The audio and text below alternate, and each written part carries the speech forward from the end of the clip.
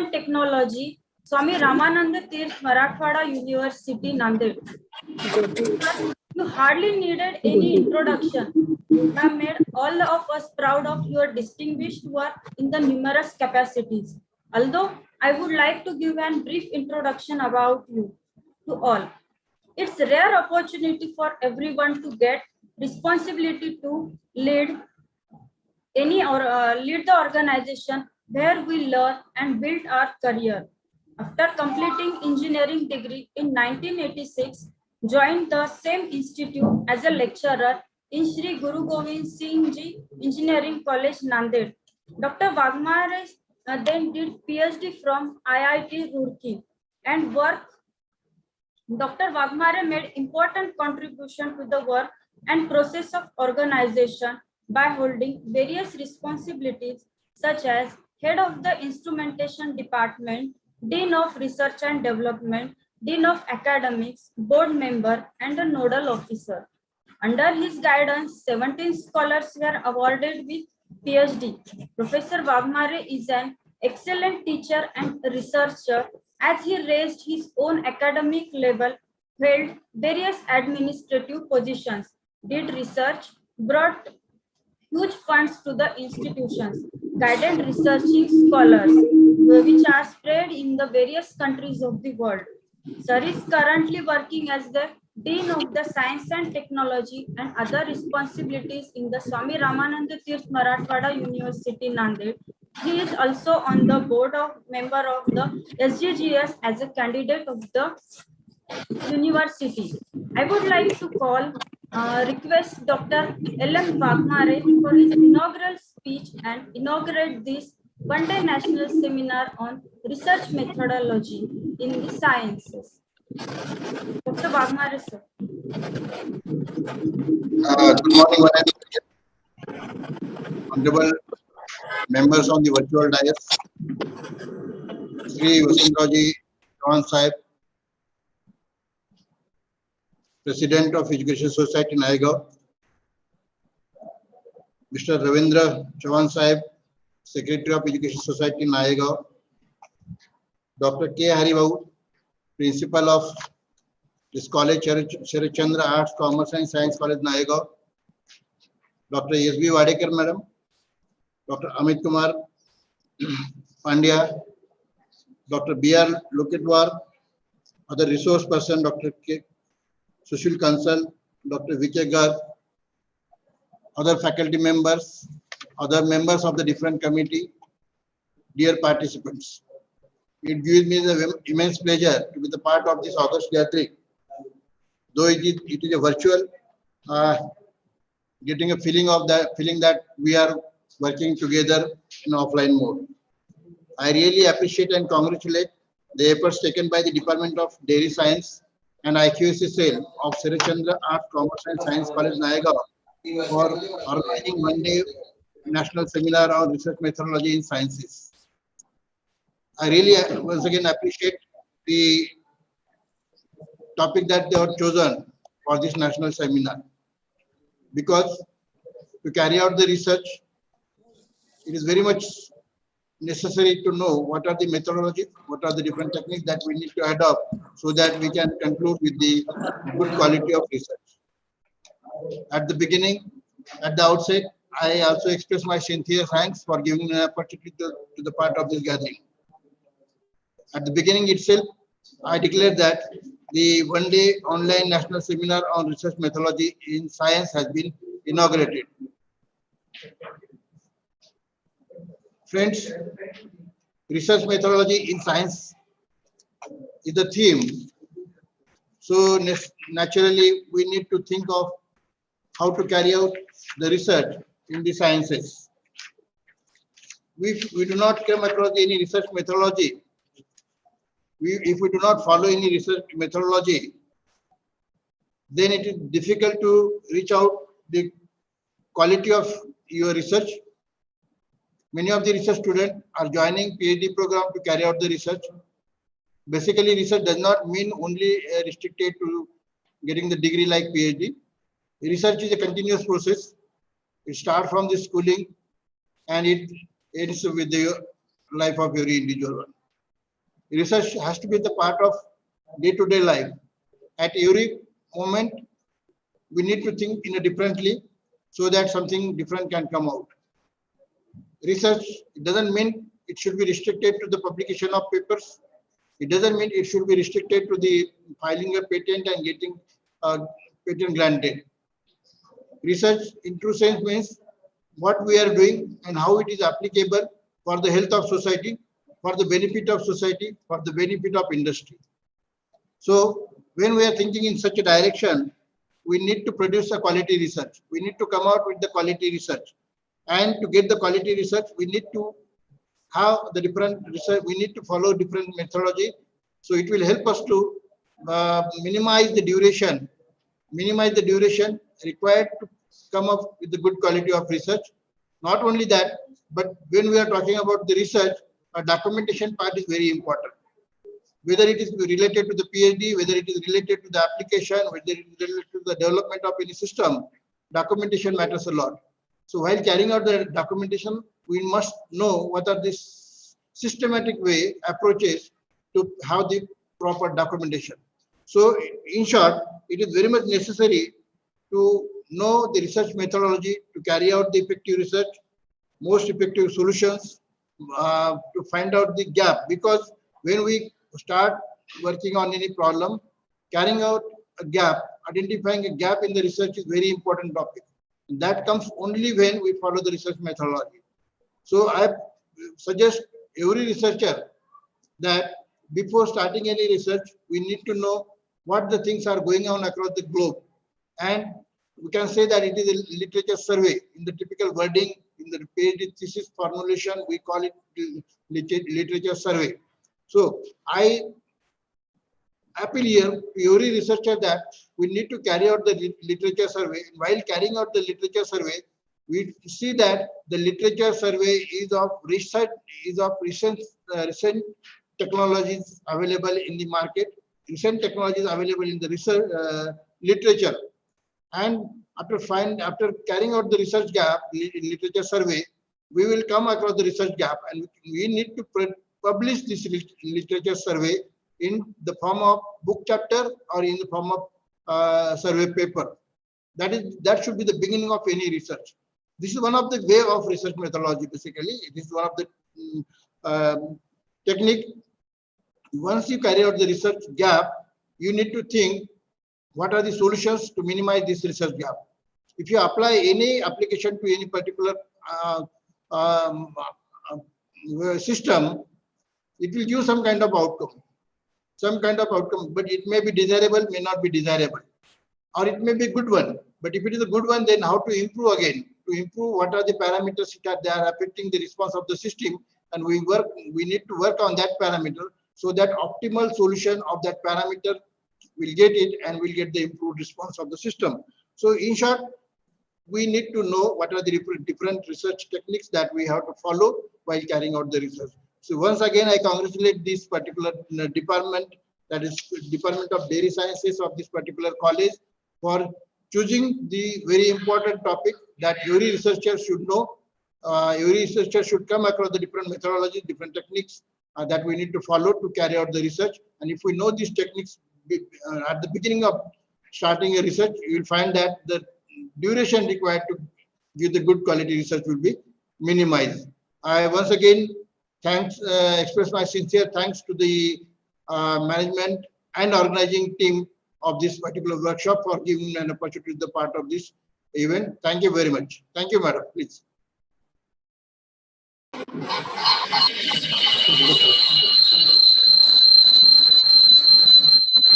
Thank you so much, sir.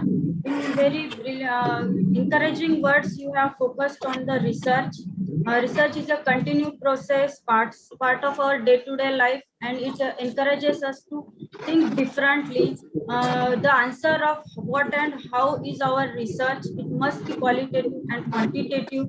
You also described about the proper documentation, formulation of our thesis, and what are the outcomes from our work. In very you have given the very valuable guidance and focus in the field of research, sir. From the convener and college department, I once again thank you for your valuable guidance, sir. Thank you. Coming towards the next session of our seminar, the special guest for this seminar, Dr. Ravindra Patil Chauhan. Sir, due to his very busy schedule, he has just conveyed his best wishes to our program. So I would like to come forward this session. Coming towards the important part of our this seminar, to hear our first resource person to increase our knowledge in the field of research. So without wasting time, I would like to invite Dr. Shinde Yasse, Head of the Department of Physics, Sharat Chandra Arts Commerce Science College, Naigaon, to give an introduction for such an intellectual personality to us. Over to you, Dr. Shinde, madam. Thank you, Ms. Pangakar, ma'am. Good morning to everybody. Myself, Dr. Shinde S.A., Assistant Professor and Head, Department of Physics, Sharat Chandra Arts, Commerce and Science College, Naigaon. It's my privilege and honor to introduce an eminent scholar of chemical engineering of international fame. In fact, I introduce Professor Sushil Kumar Kansal.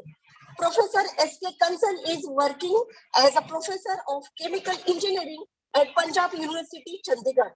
Professor Kansal has more than 22 years teaching as well as research experience in chemical engineering and environmental engineering. Sir has many fellowships and awards in his credit, including that fellowship, Germany. Besides this, he is visiting scientists to the South China University of Technology, Guangzhou, China, and visiting faculty to university at Waterloo, Canada under Indo-Shastri Canadian Fellowship. As well as he is a mentor of Newton Bhabha, India, UK, Advanced Training Course in West Treatment at University of Hull, UK. Professor Kansal is a regular reviewer of national and international journals of about 30 journals. Professor Kansal's total number of publications are 144, out of which 124 are in international journals and 20 as book chapters. One of the Professor Kansal's publication is in a high impact factor journal of 60.622. Professor Kansal has an H index 41. Total citations more than 5,700. Besides this, he is involved in a number of research projects funded by many agencies, including UGC, AICTE, DST, and MHRD and TUQIP. Currently, Professor Kansal is supervising 8 PhDs and 7 master's students. Professor Kansal has been awarded with Srimati Premlata Jain Best Researcher Award 2 times in 2017 and 2019 by Srimati Premlata Jain and V.S. Jain Research Foundation, Punjab University, Chandigarh. Recently, he is also awarded with the Think of Ecology, awarded by Kyoshi Corporation, Japan, for the year 2019. He has guided first successful startup at Dr. SSB, UICT in the area of food production and business. His name has appeared in the list of top 2% world's scientists 2 times consecutively, that is in the year 2020 as well as in 2021. Sir has also organized a number of short-term courses, conferences, seminars, refreshers, courses, etc. Professor Kansal is a fellow of Royal Society of Chemistry and Institution of Engineers. These are the great achievements that I can mention in this introduction of the renowned professor. We are recently lucky to listen to such a great professor. So I kindly request Professor Kansal to deliver the lecture on the topic research methodology. Thank you, sir. Over to Kansal, sir.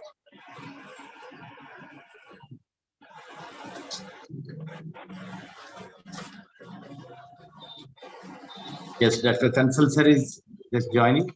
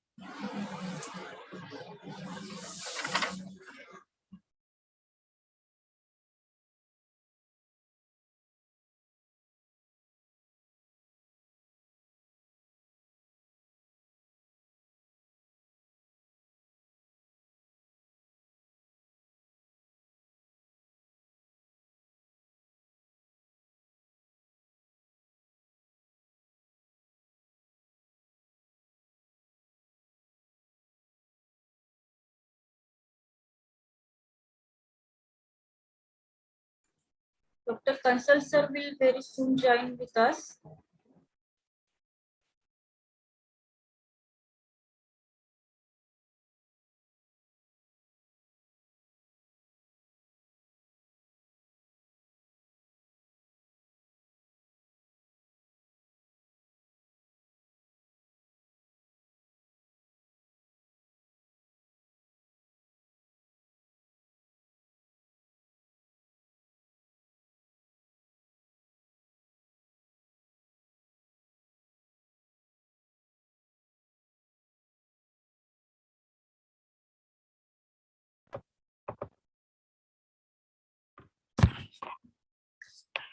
नमस्कार जी, सभी को मेरी तरफ से नमस्कार। Sir, good morning and Namaste and welcome, sir. welcome, sir. We were just waiting. Just now you have been introduced. Happy to have such a colossal personality today, sir, as a resource person. Most welcome. Thank you. Yeah, it's your time to begin, sir. Already you have been introduced. Okay. Sorry, I am joining little late. So That Wagmare sir has just inaugurated. He's the Dean Science and Technology of SRTMU University Nanded. He also threw some light on the today's topic, sir. Now it's your turn. Thank you. Okay, Doctor. Thank you, Dr. Bhaba. Before starting my talk, I would like to thank all the organizers, especially Dr. Sanjeevni, for inviting me and giving me a chance to interact with the young faculty who are attending this course, as well as other participants in this course. So thank you very much. So I am just sharing my screen. Should I share screen? Please give me rights to share my screen.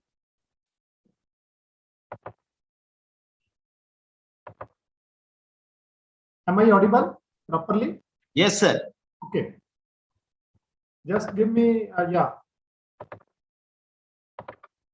My presentation is visible? Yes, sir. Okay.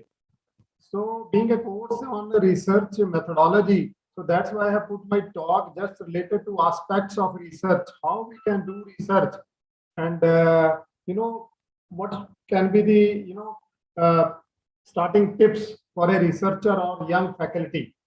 So please check my slides are moving. Yes, slides sir. are moving. Yes, sir. Okay. So Yes. thank you very much. I just want to announce one thing. Anytime, anywhere during the talk, if you feel there is a need of discussion, you can interact with me anytime. Rather, I would love to discuss whatever the queries coming in your mind, maybe some silly question, no doubt. The young students as well as the young researchers, they must share with me. At the end, again, we will have some time for queries. Rather, during the talk, you can interrupt me, you can criticize, you can compliment, whatever you feel. Okay. So I am starting.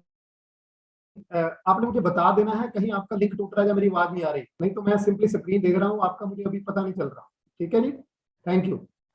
So I am starting with this note, with this quotation that conducting educational research, it is research. conducting educational research requires passion. Along with passion, we need some certain specific knowledge and skills to make a valuable contribution in the area of study. So hopefully with time, we will definitely come out with this ultimate, we will verify this statement. Hopefully you will also be with me to come out with this quotation. So how you can, suppose you want to, some student is coming to you that I want to start some research, or for young teachers who are doing PhD or who are planning to do PhD, this talk would be very, very beneficial for them. So ultimate, if I ask what is the meaning of research, academic, we will restrict our discussion to academic research.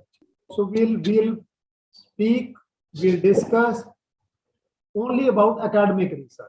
If I ask what is academic research and how it can be done, how we can start. So it is research. It means what we do in academic research.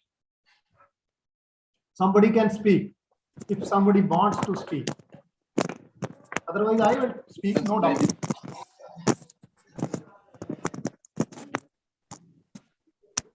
Someone wants to speak? No. Okay, no issue. Why we do academic research? Because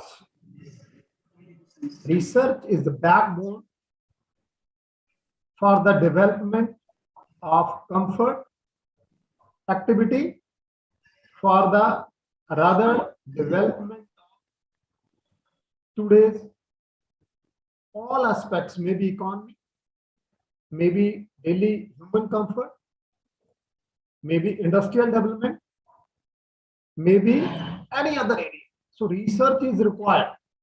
Academic research के ऊपर ही बात करूंगा. Research, what we do, how we start.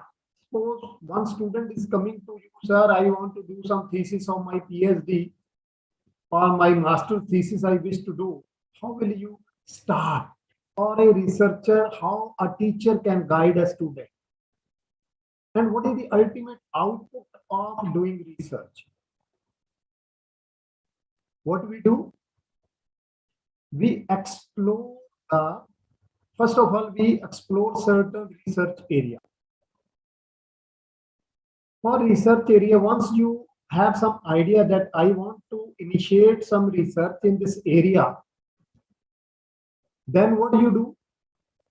You go to supervisor, or supervisor suggests that this is my area, or you can discuss with him or her that I want to do some research in this area. Once area is selected, then you explore literature. I will discuss each and every aspect, just I am giving surface preamble. Once you get the literature, then you go through the literature, then you come out with certain research gaps. On the basis of those research gaps, then you plan your objectives. And then to achieve those objectives, you outline methodology. After covering that methodology steps, you will come out with certain results, and then you do discussion on those results.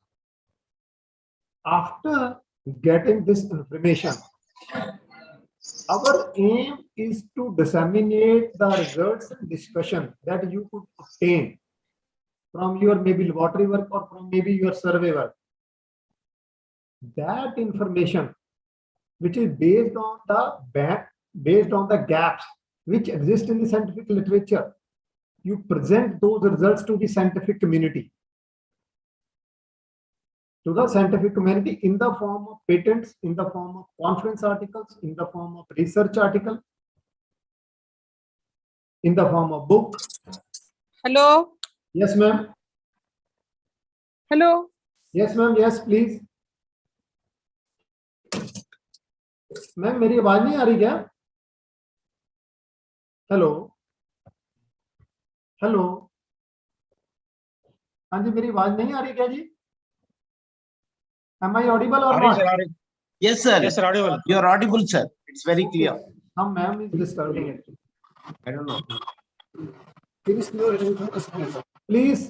mute your mic. If you wish to speak, then just on your mic and speak. No issue. Okay. So then you present that results, those results in the form of certain document.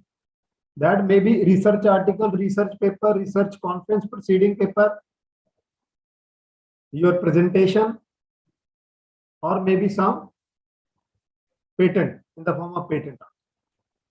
So ultimate aim of research is to find the solution of certain problem.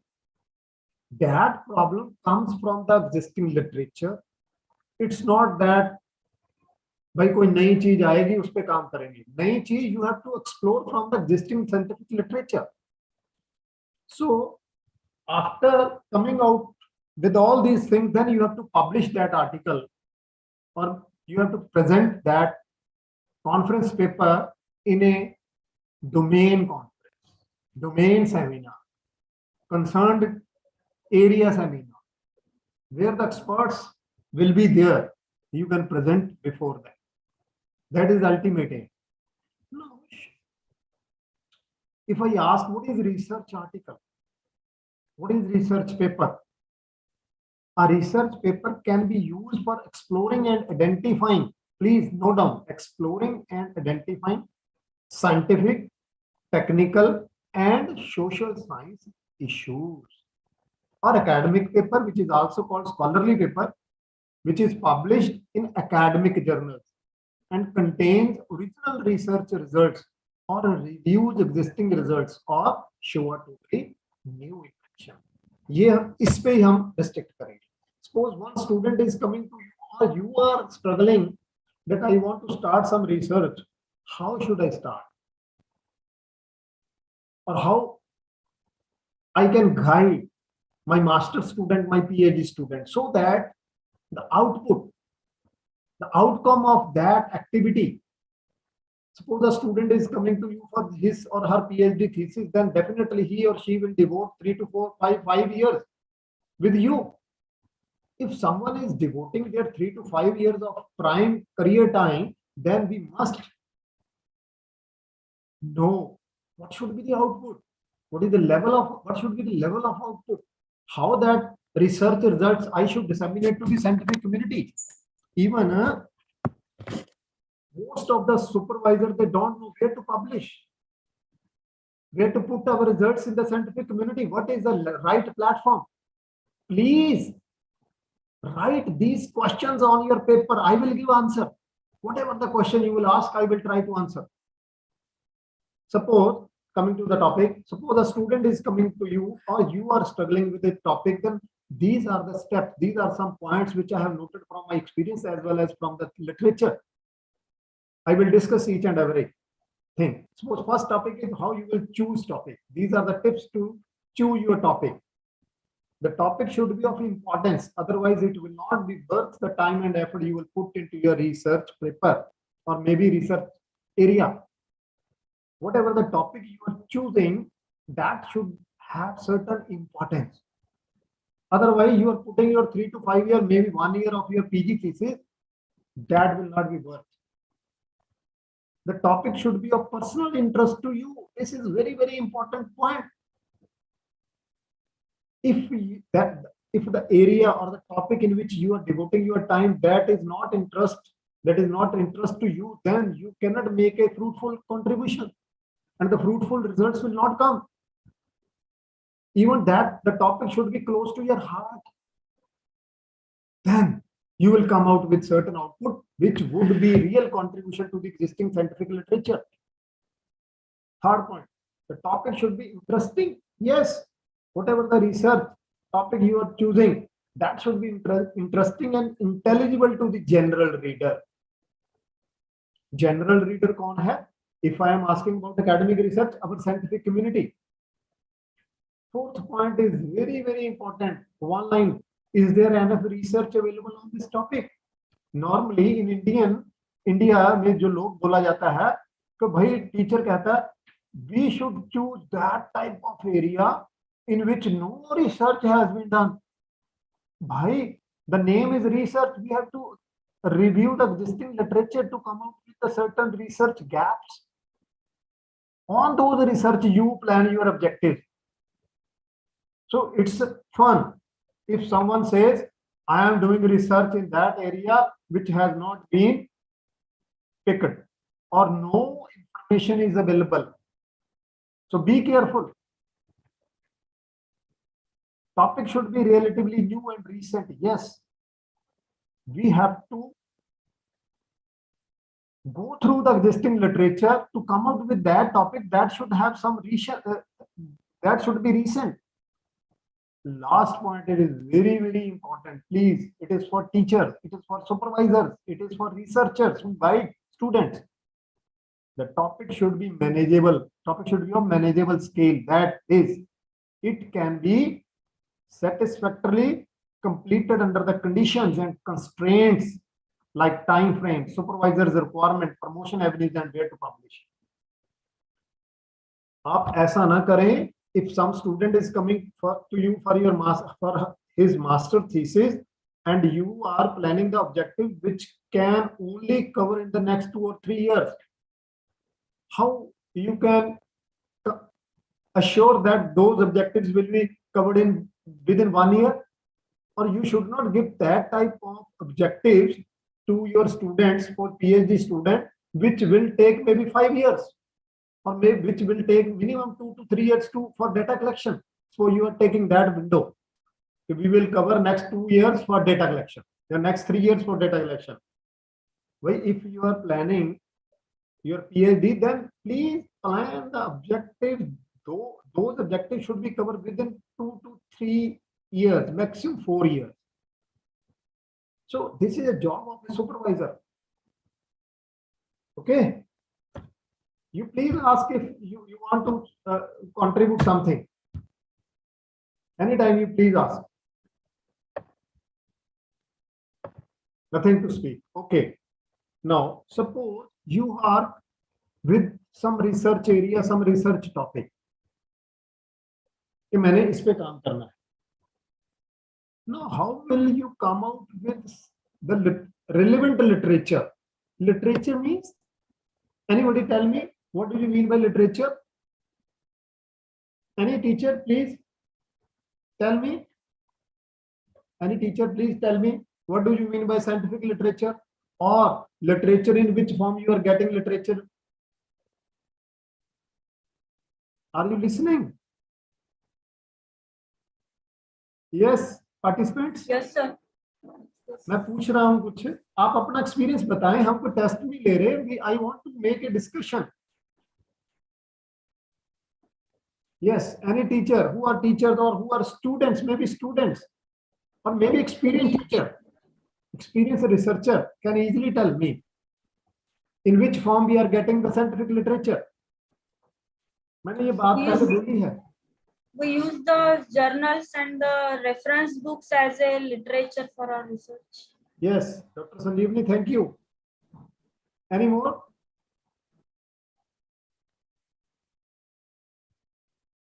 No. Okay. We get literature, वही मैंने पहले बात की है. We get literature in different forms, maybe magazines, maybe conference proceeding, maybe journal articles, maybe patents. Maybe some, nowadays we are getting some videos from the authentic academic sources. Maybe books. So these are the sources of scientific literature. Now, how these resources are available? There is a term that is academic databases. Academic databases, these are the special search engines and academic databases available that search thousands of these resources. Can anybody tell me any academic database that you are following for your research? Doctor Sanjivani, इसमें कोई PhD students हैं जो कर रहे हैं PhD, या लोग plan कर रहे हैं, कोई टीचर्स होंगे जो अपनी एकेडमिक रिसर्च प्लान करते हैं? Which database? सर कुछ स्टूडेंट्स हैं जो कि पीएचडी रजिस्टर किए हुए हैं. हाँ, तो वो स्टूडेंट से मैं पूछना चाह रहा हूँ कि आप कौन सा एकेडमिक डेटाबेस यूज करते हैं अपनी रिसर्च के लिए? स्टूडेंट्स हैं जो रिस्पॉन्ड करना चाहे सर को तो टीचर सर को रिस्पॉन्ड करें. Okay. If you are science student, if you are engineering student, if you are social science student, यही तो field है हमारे पास भाई. Suppose you are students of psychology, then just read the second paragraph. Sociology, there is a database available, that is PSCHIN4, that is psychology information. This is very strong database by the American Psychological Association. This is a strong database. First of all, मैं अपनी भाषा में आपको बताएं, database का मतलब क्या है? Which contains the relevant information. Okay, so if you are doing some research in the area of psychology or sociology, then this database is very good. Please explore this database. Suppose you are doing research in sciences, maybe agricultural sciences, maybe dairy sciences, maybe you are chemistry, physics, biology, maybe engineering. Then the strong databases are Web of Science, Scopus.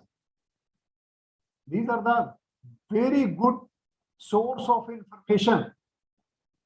If you will explore Scopus, only Scopus, I tell you, SCOPUS, only Scopus, then within days, I would say to my student, within 1 day, you will come out with the desired literature, pinpointed literature with regard to your selected topic. No need to go anywhere. Just you should have subscription of this database, Scopus database. And if you will have that subscription, definitely within a day, you will have those maybe 100, maybe 50 sources. हो सकता है आपके topic के ऊपर 50-60 paper, 50-60 conference proceeding के 10 article, आपके कोई books है. With in time you will come out with specific literature. Most of the guides, most of the supervisor, they don't know how to use Scopus, and mostly these databases are available in universities because they are under the subscription model. Individually subscription is very, very costly. So most universities or good institutions, they have subscription of these academic databases. Please discuss with your concerned university or concerned university librarian आप बोल से, librarian से जरूर दोस्ती होनी चाहिए, because these databases may be books, may be journal. Librarian has this information, or he can tell you from where you will get this Scopus subscription, or maybe Web of Science academic database subscription. Very, very important. I am, stressing these words. Please note down. Through these databases, even you can come out with desired literature. आपको suppose पिछले 5 साल का data चाहिए within 1 minute. Suppose you are working in the area of phytoremediation. It is a area of botany, environment science. Phytoremediation. You will write phytoremediation. You will get maybe 500 articles within 1 second, within 10 seconds. Then you can further refine your research whether I want to get last 5-year data, last 5-year data, last 3-year data, last 1-year data, or you can see the contribution from individual continents, how much the contribution from India, how much the contribution in this area from UK, or how much the contribution from your region, from your university itself, which are the different groups are working in this area. Within seconds, within minutes, you will come out with this information. How many research articles have been published in your prime journals? Which type of journals are publishing this type of work? Within seconds, you will come out with this information. नहीं तो सालों लग जाते हैं, पता ही नहीं चलता. So please use these academic databases for your research. Otherwise, you the output of your research time that you are inputting, that you are investing, the output will not be good. Now, मैं आपके senior researcher से पूछना चाहता हूँ ये output का meaning क्या है? ये आउटपुट वही है in the form of research article, in the form of patent, in the form of your book, or in the form of some policy document. So you are working in the area of economics or political science, and you are recommendations based on your research article, or you are taking some social issue and you are recommending some policy document or some steps that would be very, very remarkable to solve that social issue. Definitely, you disseminate to the concerned agency. That is the output. That is the real contribution of research. Ultimately, why we do research? We do research to give some solution of the problems which exist in our society. We are doing research in the laboratory and you are not presenting those results to the scientific community, to the whole world, then what's the fun to do that research? Having degree through submitting your PhD thesis or MTech thesis is not the contribution. That is your earning only. That is your degree. Nobody knows what you have done in your lab or your PhD thesis. That information should be disseminated in the public domain to the scientific community in the form of these options जो मैंने बताए हैं. Any teacher wants to ask any question, please. Otherwise, I will continue.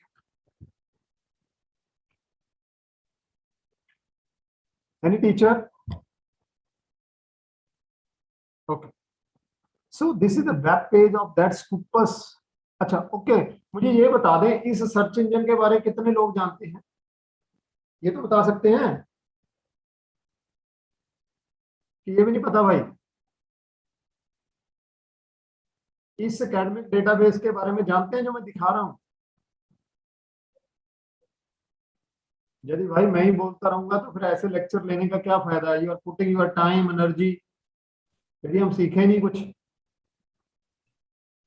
Ji sir, इससे aware है जो Scopus का जो भी ये डाटाबेस है जो है sir. Yes, thank you sir. और कितने लोग जानते हैं इसके बारे में?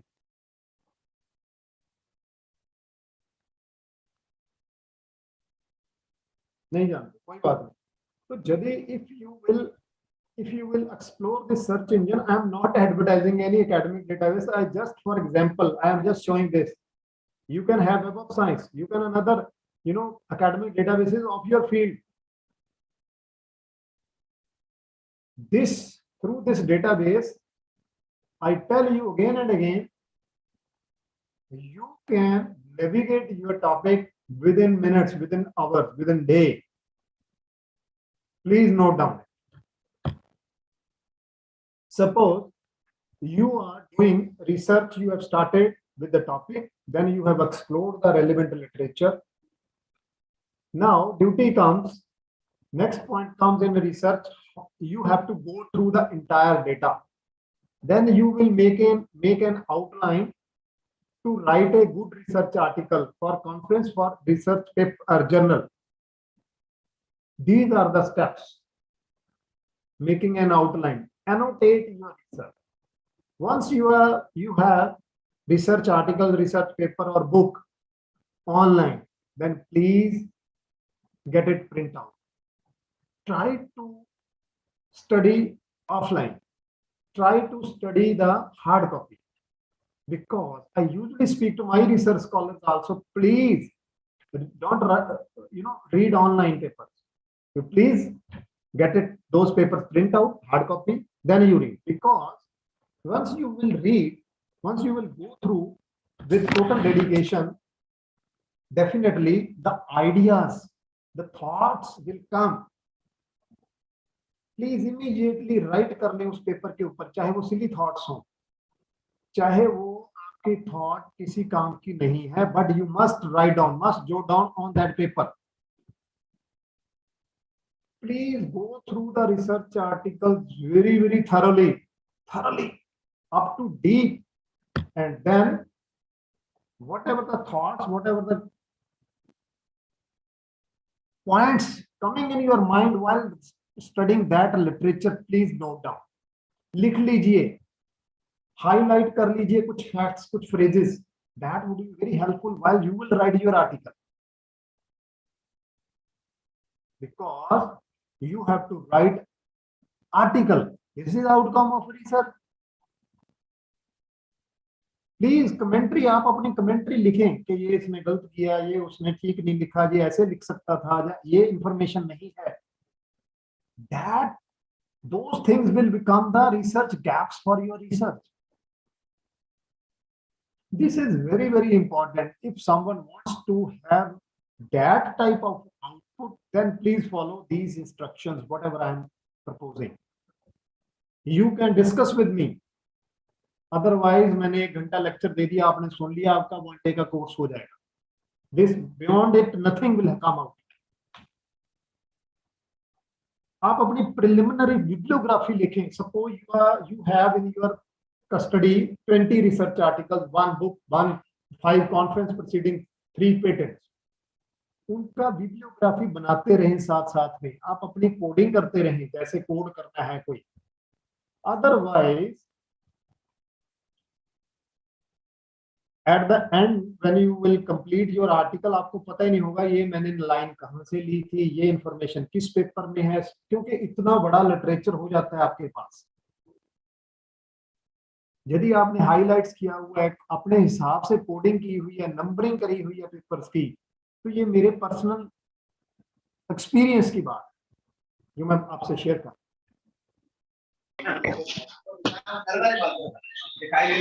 Then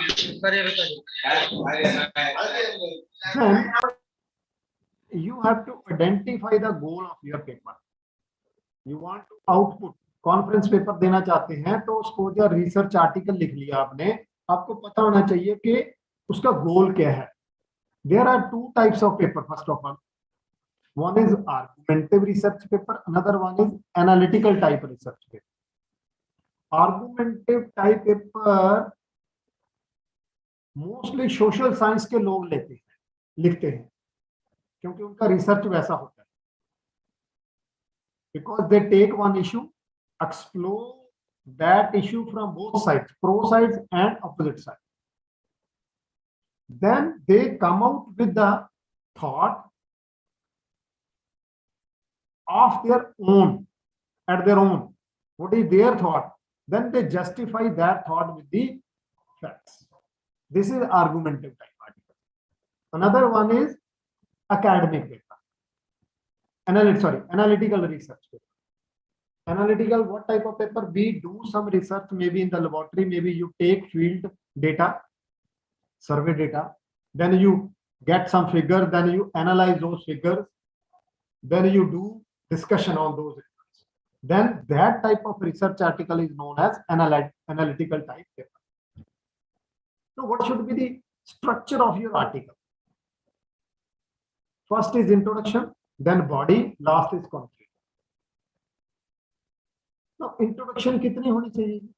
Normally suppose you have written your paper of maybe 5 to 10, 8 to 10 pages. कई बार हम आर्टिकल में इंट्रोडक्शन ही 3 पेजेस की ले जाते हैं, तो कहां से पब्लिश होगा वो पेपर? अच्छे जर्नल में पेपर नहीं पब्लिश होगा. उस एस्पेक्ट पे तो मैं और 1 घंटा बात कर सकता हूं कि कहां पब्लिश करना चाहिए. संजीवनी मैम फिर कभी मुझे टाइम देंगे तो बताऊंगा कि where to publish your article, because nowadays predatory journals are coming. Predatory mean झूठे जर्नल, जिनकी इंफॉर्मेशन सही नहीं है. They are not the peer reviewed journal, they are not the quality journal, they are not the legitimate journal. उसमें मैं बात नहीं आज करता, थोड़ा सा बता दूंगा यदि कोई पूछेगा. तो इंट्रोडक्शन के लिए ये रूल जैसे हम लोग लिखते हैं, it runs approximately 1/10 the length of the entire paper. That provides a context and overview of this topic. Introduction कैसे लिखनी चाहिए? Discusses how you like to deal the issue or subject, whether you are exploring, arguing, presenting facts, and theory synthesizing the ideas of it. If you are writing a research article, जब introduction का end करना है, तो जब introduction की last लाइनें होंगी वो आपकी उस इंट्रोडक्टरी पैराग्राफ के पूरे आर्टिकल का बेस बनती है। लास्ट 2-3 लाइन वो ऑब्जेक्टिव्स की तरफ होनी चाहिए कि मैं क्या करना चाहता हूँ, इस पेपर क्या प्रेजेंट करना चाहिए। Body everybody know, this is the longest section of the paper, it can run for several pages and provides ample space for you to make your case, either to analyse or defend an issue. यदि आप analytical type article लिख रहे हैं तो इसमें आपकी materials and methods हो गया, रिसर्च रिजल्ट्स हो गए और discussion. Then the last para is the conclusion. Abstract भी लिखते हैं यहाँ पे। कंक्लूजन कैसा होना चाहिए? The concluding paragraphs usually summarise the main points in the paper, reiterate the thesis statement using different words. ये ध्यान रखना, आप क्या करते हैं, कई बार कंक्लूजन लिखते हैं, अंदर से 2-2 लाइनें उठा के कंक्लूजन में बना देते हैं। भाई आइडिया तो वही है, लेकिन you must rewrite those thoughts और those objectives in another words. ठीक है जी, कुछ रिजल्ट भी हो सकते हैं और फिर रिकमेंडेशन होती है। It also contains some implications and a discussion of your consequence. So this, if you will write this type of information in your article, or if you will plan the article in like this, definitely that article will be published in very good journal. Now I am just sharing with some data with you. India's share of the world, ये data थोड़ा सा पुराना हो सकता है, please accept कर लीजिए, नहीं तो डेटा नया भी हम मिल सकता है, हमें कुछ ज्यादा फर्क नहीं होगा, थोड़ा बहुत परसेंटेज बढ़ेगा। India's share of the world application in science and technology is 2.5% compared to 9.5% for China and 26.5% for the US. Just imagine, India's contribution to high impact research paper is less than 1%. And moreover, how many patents we are giving to the world, to the scientific community? Very few in comparison to these developed countries, maybe America or maybe developing countries, that is China. So we have to rethink, okay, whether we are utilizing the public money, that is in the form of your research funding or maybe institutional funding, for some problem solving, or just making copy and paste. Copy and paste we should totally avoid. Otherwise, the contribution will not be there. That's why we are not able to publish our papers in very reputed journals. That's why we are not able to publish a patent. This may be one reason. This is not the entire reason. Also reason nahi hai. Okay, this slide will tell you why we publish. Maybe you present your research among the peers in the conference, or maybe you are putting your research paper in a research journal, or maybe you are putting you're publishing a patent or any for another. Why we publish? We publish to get fame. Definitely, if I will publish in reputed journals, or if I am coming out with certain technology that will benefit the society, definitely you will get fame. You will be recognized by your peers. Fortune, yes, promotions, grant applications, research funding. Definitely, if I am doing good research and publishing and putting my results in the public domain, and वो public है जो उसको accept कर रही है results को, उसको follow कर रही हैं companies, उससे कोई product बन रहा है, उससे कोई policy document बन रहा है, तो definitely I will be promoted in my academic career. My research funding, I will get research funding from the different agencies, maybe national agencies, maybe international agencies. my application would be granted. Responsibility. Yes, if I am taking funding from the different agencies, or another way I would say, if I am getting salary from the institution, it means that is a public money, taxpayers' money. I am returning. I am giving my contribution. I am returning in that lieu. If I am doing good research. There is one professor at Harvard University, that is George Whiteside, who has made this statement: if your research does not generate papers, it might just as well not have been done. आप research कर रहे हैं, आप PhD thesis बना रहे हैं, आप degree ले रहे हैं, आप अपने रिजल्ट साइंटिफिक कम्युनिटी में नहीं प्रेजेंट कर रहे, तो इसका मतलब आपकी रिसर्च नहीं हुई, जस्ट आपने डिग्री कर ली।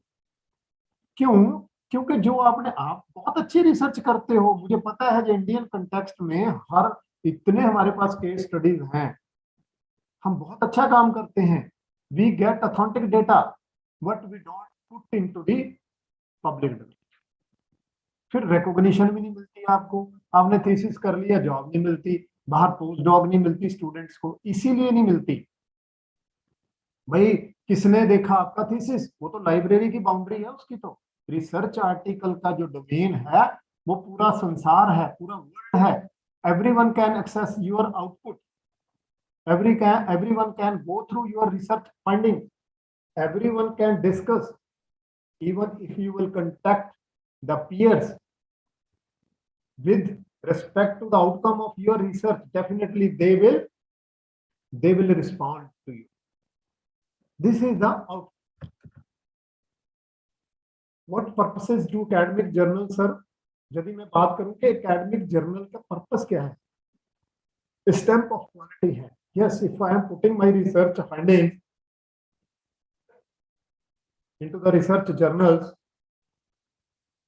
as a research article, definitely that becomes a stamp of quality to inform and debate. Yes, through this only we inform the knowledge and then debate on that information.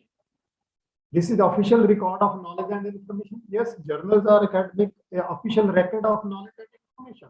आप through Web of Science 1930, 1900 onwards आप research article पढ़ सकते हैं कि आज से 30 साल पहले मेरे रिसर्च एरिया में, आज से 50 साल पहले या आज से 5 साल पहले कौन सी रिसर्च हो चुकी है, कितनी हो चुकी है, आगे क्या। A means of managing intellectual property rights and permission. Yes, इससे आप IPR rights and permissions manage कर सकते हैं। आपके जो फाइंडिंग्स हैं वो प्रोटेक्टेड हैं, आपके रिजल्ट्स हैं, आपकी रिकमेंडेशंस प्रोटेक्टेड हैं। उसका यदि कोई यूज करना चाहता है तो आपसे परमिशन लेगा, ऐसी कंडीशंस हैं। Lastly one slide, that is impact factor. Impact factor is the measure which reflect the average number of citations to recent articles published in the journal. आप बहुत शोर मचता है जी इम्पैक्ट फैक्टर कितना है आपके रिसर्च जर्नल का. First of all, we should know how that impact factor can be calculated and what is that impact factor. Impact factor, I state, it is of an academic journal is a measure reflecting the average number of citations to the recent article published in the journal. This gives the information, or we can say impact factor can be calculated based on the number of citations which the articles which are published in that journal receive. So citations, everybody should know what do you mean by citation, or I would say I should ask how a research article gets citation. यदि किसी को पता है तो बता दें. Yes? No? भाई मैं आपके पास टाइम दे रहा हूं, आप भी अपना टाइम दे रहे हैं, कोई इंफॉर्मेशन तो ले लें. तो आपको पता है सारा कुछ पहले, यदि पता है तो बता दें.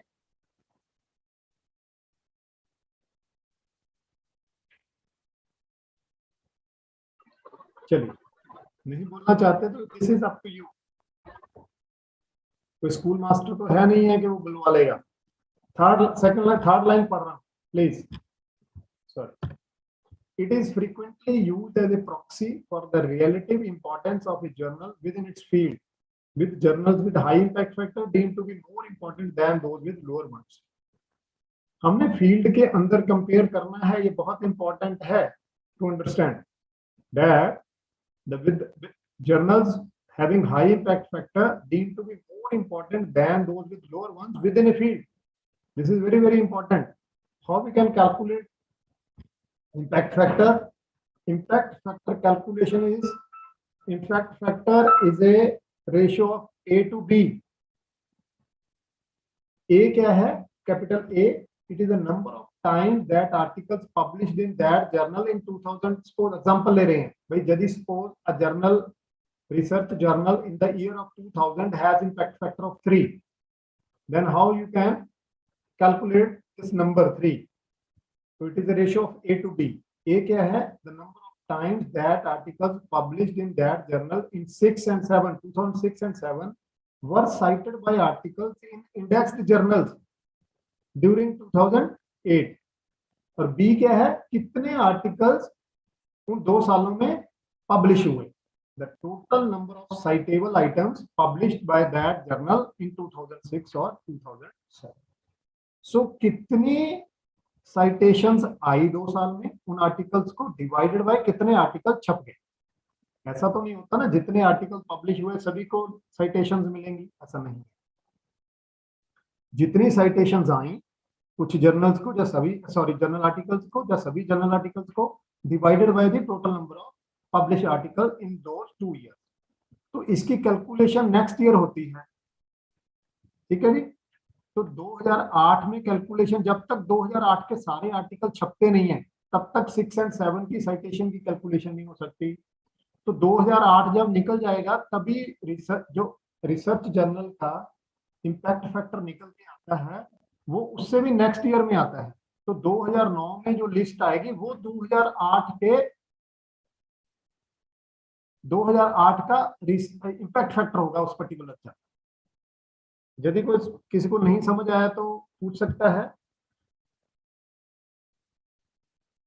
तो जो JCR डेटा है that is very very important. ये JCR एक रिपोर्ट है, जर्नल साइटेशन रिपोर्ट. ये कौन इश्यू करता है? There is one agency that is Clarivate Analytics. Though that agency, they compute, they have Web of Science academic database. These calculations are based on the Web of Science data. So every year Clarivate Analytics, they issue JCR report that includes almost 12,000 research journals who have genuine impact factor. जब भी आपने अपने research journal का check करना है impact factor तो source जरूर check करें. That should be JCR by Clarivate Analytics. नहीं तो आजकल झूठे इम्पैक्ट फैक्टर भी घूम रहे हैं, ये जरूर चेक करें. I am restricting over here. Ma'am please tell me how much time is left. 12:50 तक है sir. 12:50. 50. So we have almost 20 minutes more to have discussion.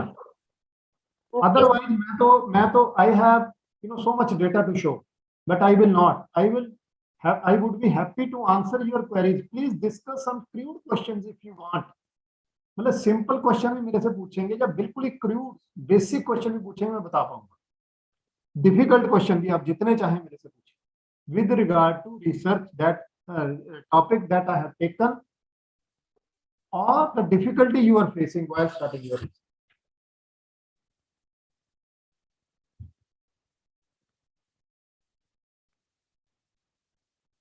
Yes.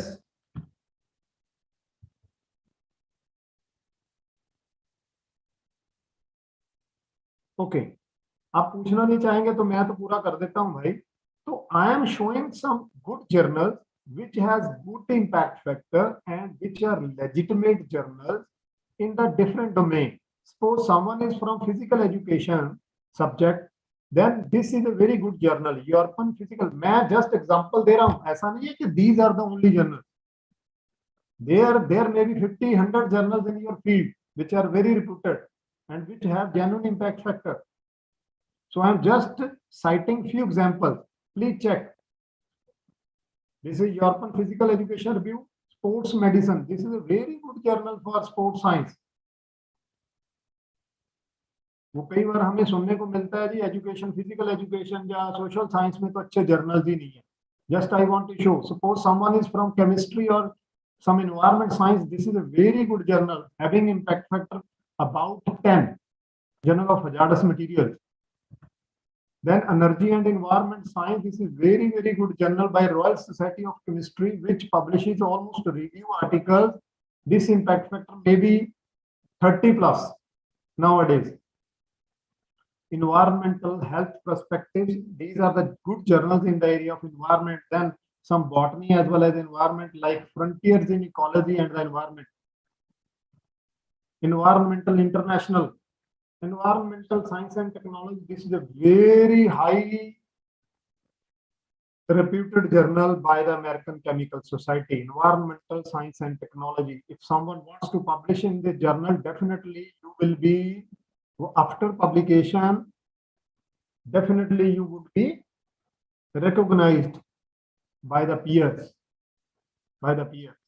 यदि आपके इस जर्नल में पेपर छप रहे हैं तो आप एक्सपर्ट बन जाएंगे एरिया उस पर्टिकुलर डोमेन के. Then plant, soil and environment, botany के कुछ लोग बैठे हैं तो. Then this I was telling about Web of Science. This Web of Science, previously known as ISI Web of Knowledge. This agency was run by Thomson Reuters. Nowadays, this agency's name is Clarivate Analytics. If you see this academic database, Web of Science, the data may be little old. Just आप Google कर लें Web of Science को, immediately about Web of Science पढ़ेंगे, सारी information आपको मिल जाएगी. कुछ मैंने अपनी तरफ से नहीं ली, Web of Science से मिल जाएगी कि इसकी किटी में how much the academic data, how much the library that this Web of Science has. इसमें हजारों जर्नल्स हैं जो इसकी किटी में समाये हुए हैं, पेटेंट्स हैं, कॉन्फ्रेंस प्रोसीडिंग्स हैं, और 1900 onwards information, data, research journals का डेटा, इसके अंदर कॉन्फ्रेंस प्रोसीडिंग्स का डेटा जो इंडेक्सिंग वेब ऑफ साइंस की है वो इस डेटाबेस में अवेलेबल है. यहाँ लिखता हूँ, बिल्कुल लेटेस्ट इंफॉर्मेशन ये है. Producer is Clarivate Analytics, United States. कौन कौन से डिसिप्लिन्स हैं? साइंस है, सोशल साइंस है, आर्ट्स है, humanities. It supports almost 256 different disciplines. इसमें क्या क्या इंफॉर्मेशन मिलती है about the each source, each data, each article, citation indexing, author's name, author's detail I would say, topic title, subject की keyword, abstract, periodical title, author's address and publication. आपके पास full text article ये cover करते हैं, reviews करते हैं, editorial करते हैं, क्रोनोलॉजी, एब्स्ट्रैक्ट्स, प्रोसीडिंग्स, टेक्निकल. इतनी बड़ी लाइब्रेरी है भाई, 90 मिलियन प्लस इनके पास रिकॉर्ड्स हैं, तो 100 हो गया होगा. So this is the website just for your reference if you wish to have. पर इसके लिए यदि आप if you wish to explore this database then you must have subscription. I tell you, पहले मैंने बताया subscription is with most of the good universities, good institutions, they have this subscription. आप वहां चले जाइए, जहाँ वहां से एक्सेस ले लीजिए, तो आपको ये वेब ऑफ साइंस घर में बैठे भी आप एक्सप्लोर कर सकते हैं. तो this is wonderful search engine. Another one search engine is जो एकेडमिक डेटाबेस है, sciencemagojr.com. ये फ्री ऑफ कॉस्ट है, अभी खोल सकते हैं घर पे अपने लैपटॉप पे. sciencemagojr.com. ये फ्री ऑफ कॉस्ट एल्सेवियर का है, स्कूपस वालों का ही है. इसमें भी आप अपने relevant research journals with in minutes ढूंढ सकते हैं, कहाँ से पब्लिश हो रहे हैं, कितने रिसर्च आर्टिकल इसमें पब्लिश हो रहे हैं, कितनी साइटेशंस आ गई हैं उस रिसर्च जर्नल की. ठीक है, ये सारा डेटा इस सर्च इंजन से मिल सकता है. ओके, तो मैं नहीं डिटेल में जाना चाहता क्योंकि nobody is interested. So I will coming to just near my end of my presentation. Now last one is H index. H index क्या होता है? नॉर्मली जैसे आपने मेरा भी बायोडाटा पढ़ा होगा, मेरा H index देखा होगा, या किसी प्रोमिनेंट आपके एरिया के साइंटिस्ट का रिसर्च H index आप देखना चाहते हैं, तो यदि आप गूगल में सर्च करेंगे और स्कूपस में सर्च करेंगे, पर्टिकुलर साइंटिस्ट का पूरा डेटा जनरेट किया जा सकता है, जिसमें एच इंडेक्स एक पैरामीटर है. H index is the largest number H such that H publications have at least H citation. It means suppose you have published 20 articles and you are getting citations of almost all research articles with the passage of time, then suppose your H index is 4. It means your 4 articles have 4 citations of 4 research articles each. 4 research articles का 4 citation जरूर होना चाहिए, तो आपका H index 4 होगा. 5 H index तब होगा जब पहली 4 जिनकी 4 साइटेशन भी 5 हो जाएंगी और 5th रिसर्च आर्टिकल्स भी 5 साइटेशन हो जाएंगी. Then that index would become H index 5. सो मैं यही बंद करता हूं और आपसे रिसर्च क्वेरीज के लिए समय ओपन करता हूं. Thank you.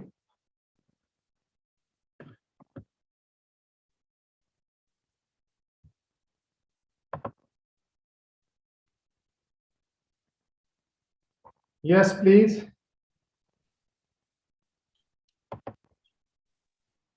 Pangarkar ma'am. So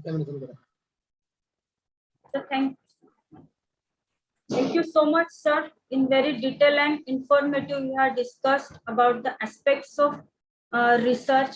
You specially focused on we must passionate with our research work, academic research papers, and the selection of our topics because it reflects our work. Use data, academic databases. Also, we must have to particular with our specific work. There are 2 types of research work, argumentative and analytical research papers. You also focused on the way of the writing of the papers. And also we must publish papers because it is useful for our further researches. Also, you suggested some our important and the reputed journals for our publishing research papers. And you also focused on the what are the impact factor, H index, and also the I10 index, which are very useful for publishing our research papers and the research methodology. Thank you so much, sir, for such a wonderful and informative session for us. Thank you so much, sir, for giving your valuable time and knowledge for sharing us. Thank you so much, sir.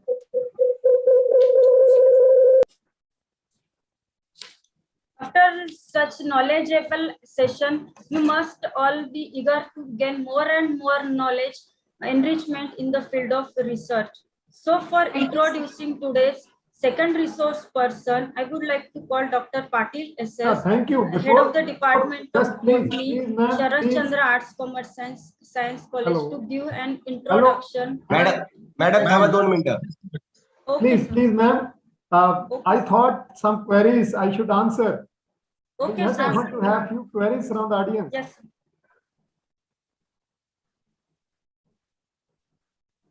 Or you can rather comment. What's up?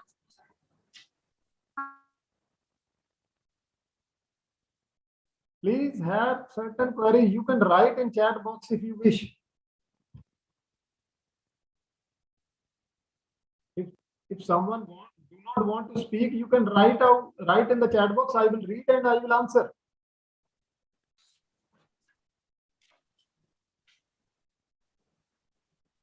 I have given this time for research queries, for questions. Otherwise,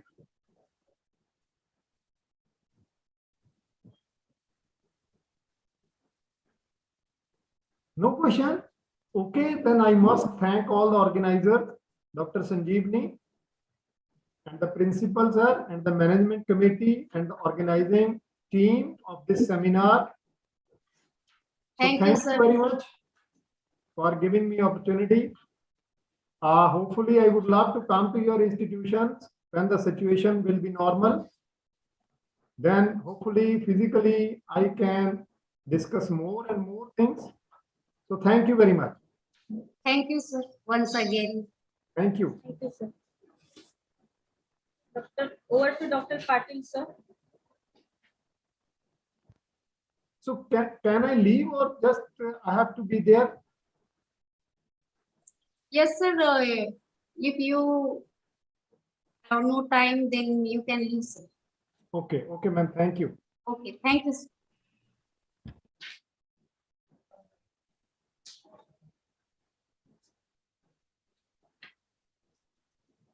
Patil sir. Thank you, Pankaj ma'am.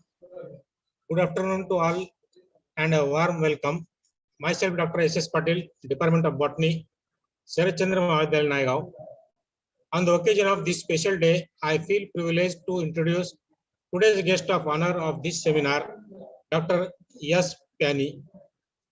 Dr. Piani has been working as an assistant professor in education, Central University, Punjab, Bathinda. He obtained his PhD in 2005 from Utkal University. He has more than 15 years of teaching experience and actively involved in research. Sir is guiding presently three scholars for doctoral research and 5 scholars for MPhil. Dr. Piani has done huge contribution to journals through his 29 publications, out of which 12 are in international journals.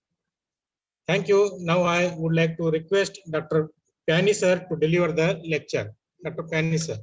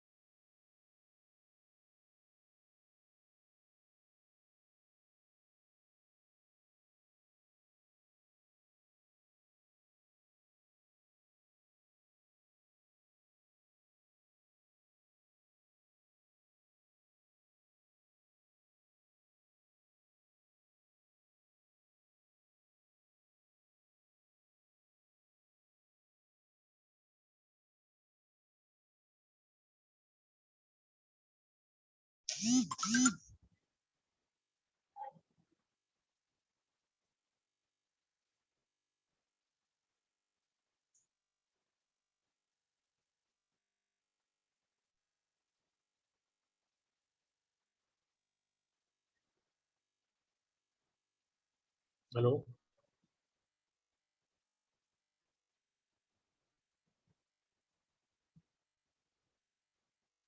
Hello, Pandey sir. हाँ sir क्या हुआ? Sir शायद जुड़ने वाले हैं just जुड़ चुके हैं एक बार फिर से अनाउंस करिए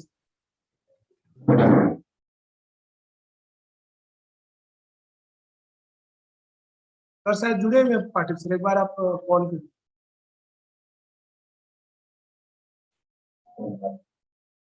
हाँ सर, आप join hello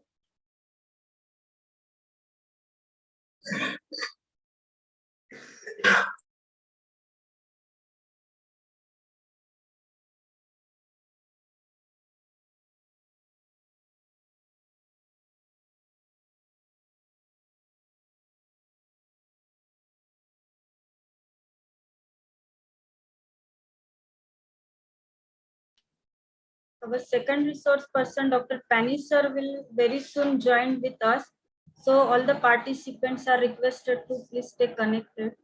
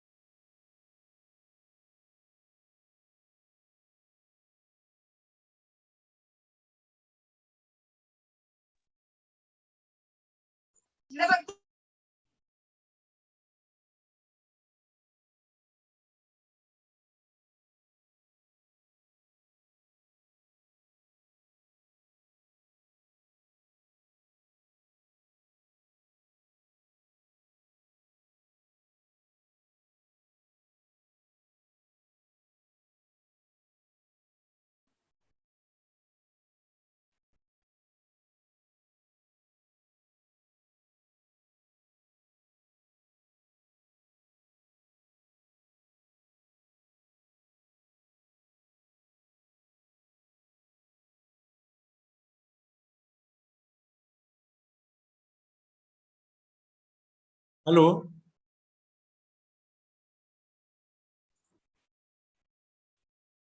Welcome, sir. Okay. Okay. All right. Oh,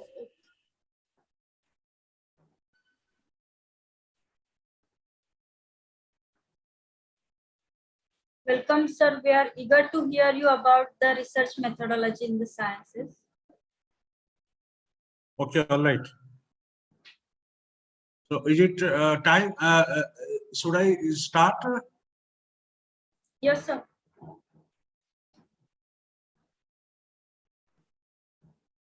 Okay. All right. So thank you. First of all, I would like to give my, I am extremely thankful to the organizer for giving me this opportunity. And though this is within a short notice, this program has been arranged, and I joined this platform to talk on educational research, especially in the field of science. Though I belong to the teacher education program, but still then I am very much interested in that area also. So let us share our experience on especially how educational research we can carry out for the benefit of the whole humanity, especially in the field of science, especially for the science teachers. And in that context, we may focus on discussing action research as a whole. Am I audible clearly? Is it okay? Fine. Okay, sir. Okay, sir. okay, sir. Okay. Okay. So, all right. So when we talk about educational research, the most fundamental thing that strikes our mind is that why we will conduct educational research. What are the purposes? Because research, the fundamental purpose of research is what? It is simply addition of a knowledge to the existing stock of knowledge. It is simply creation of a new knowledge. Research is conducted to improve the quality of a life of the people concerned in the society.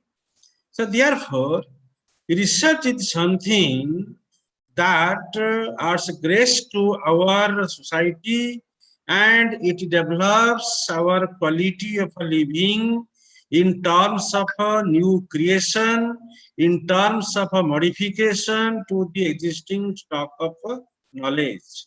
And research is generally, it is carried out by the intelligentsia, by the teachers, especially in the field of higher education, but it doesn't mean that research is not carried out by the primary school teachers or any common man. So research is something, this is such a very beautiful area, beautiful concept, very beautiful activity that is carried out by everybody in the society itself, who is one human being in one form or the other. We may carry out research formally, we may carry out research in informal manner.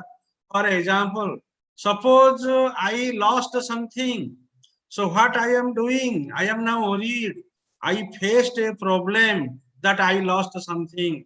I faced a problem. So definitely at my own level, I start searching what will be the possible solutions of that particular problem. So to arrive at the possible solutions to that particular problem, I may take 1 day, I may take 2 days, I may take 10 days or 1 month, but till I arrive at a very viable conclusion, acceptable conclusion, I continue my searching activity and I arrive at the conclusion. So that is what? That is nothing but that is a sort of a research.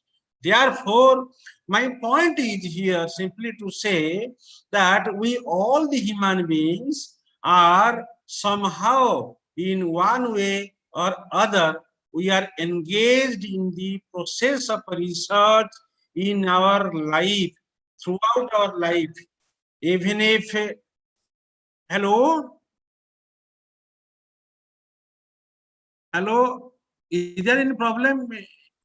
You are audible, sir. Continue, please. Okay, okay. So that is why my point is here that we all the human beings are in one way or other, we are concerned with the process of the conduct of a research.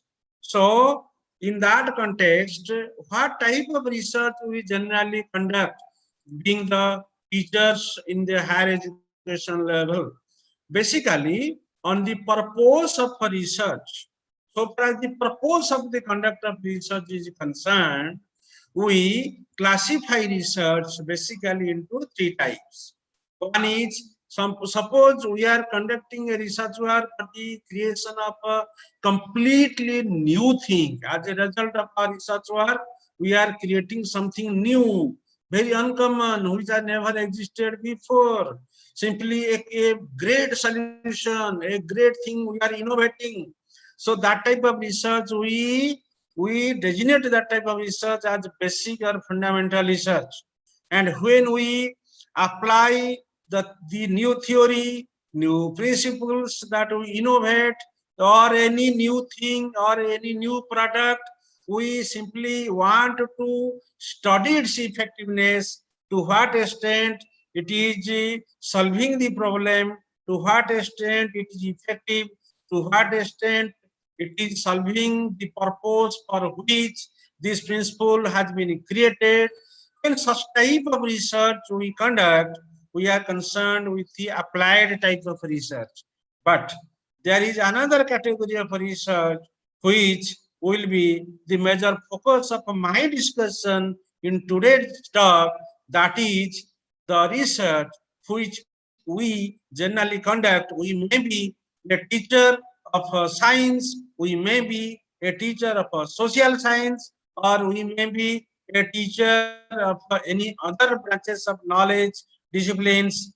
We very often we face different types of problems in our working situation, in our working environment.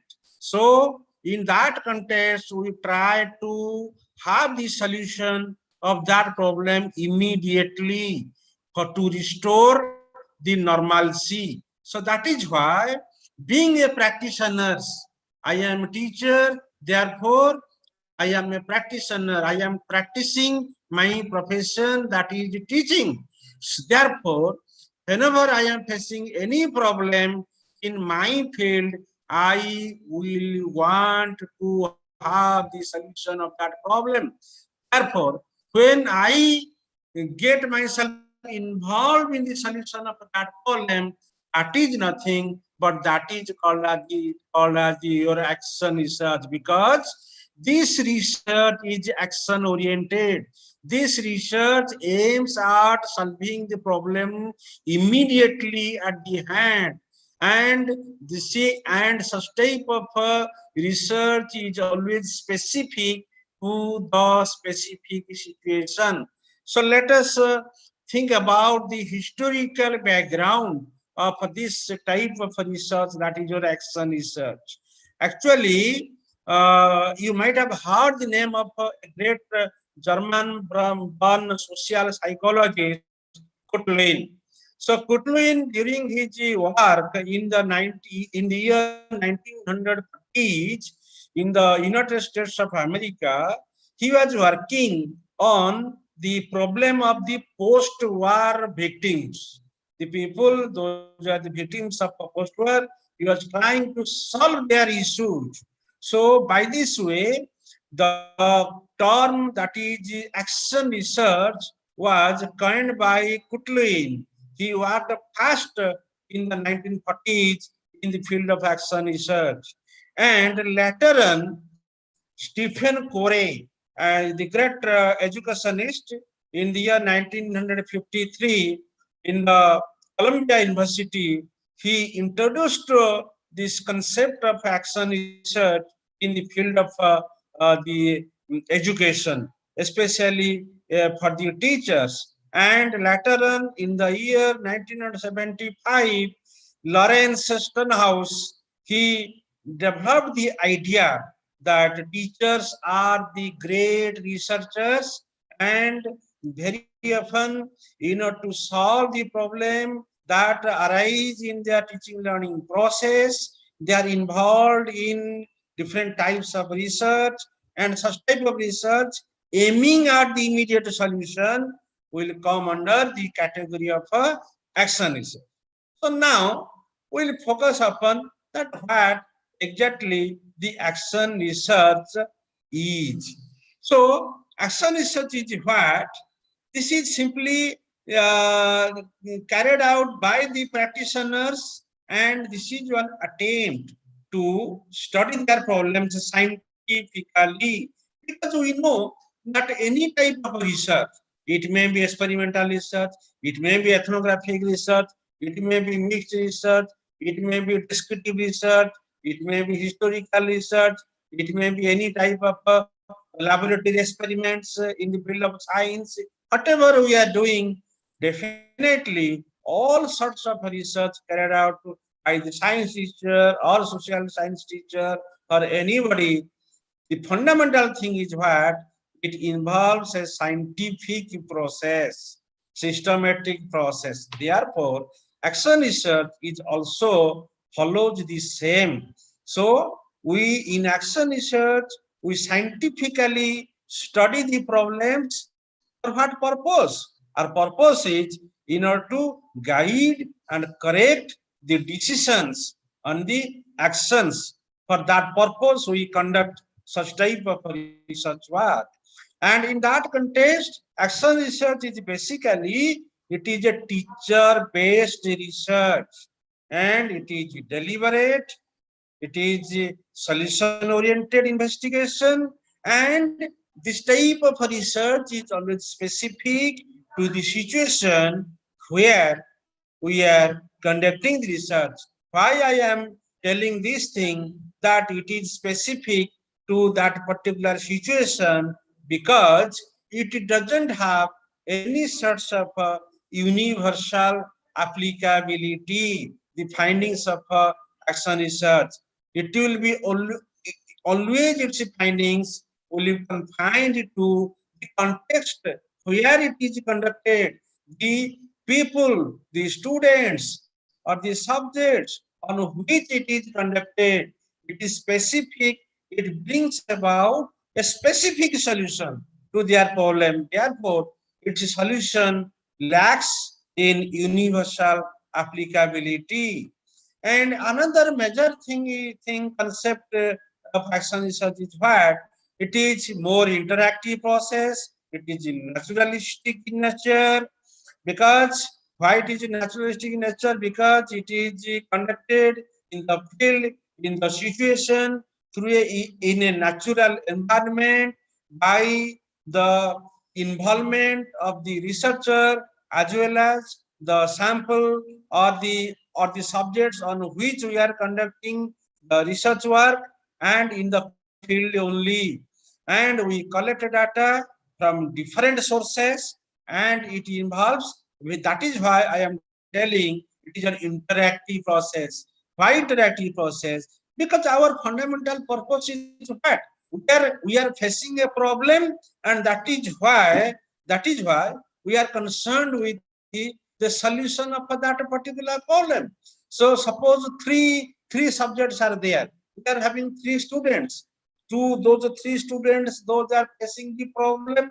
I say they are our three subjects. Okay, on whom I am conducting the study. So how I will be able to find the solution of their problem, unless and until I interact with them properly. So that is why action research is one of the most important and influential characteristic.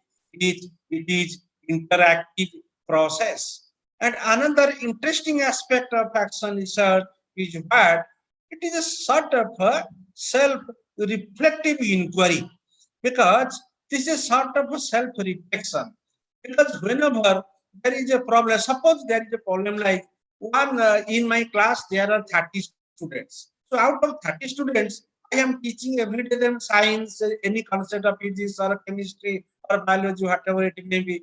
But I find that there are 5, 6 students, in spite of all my attempts, they are incapable of solving the problem.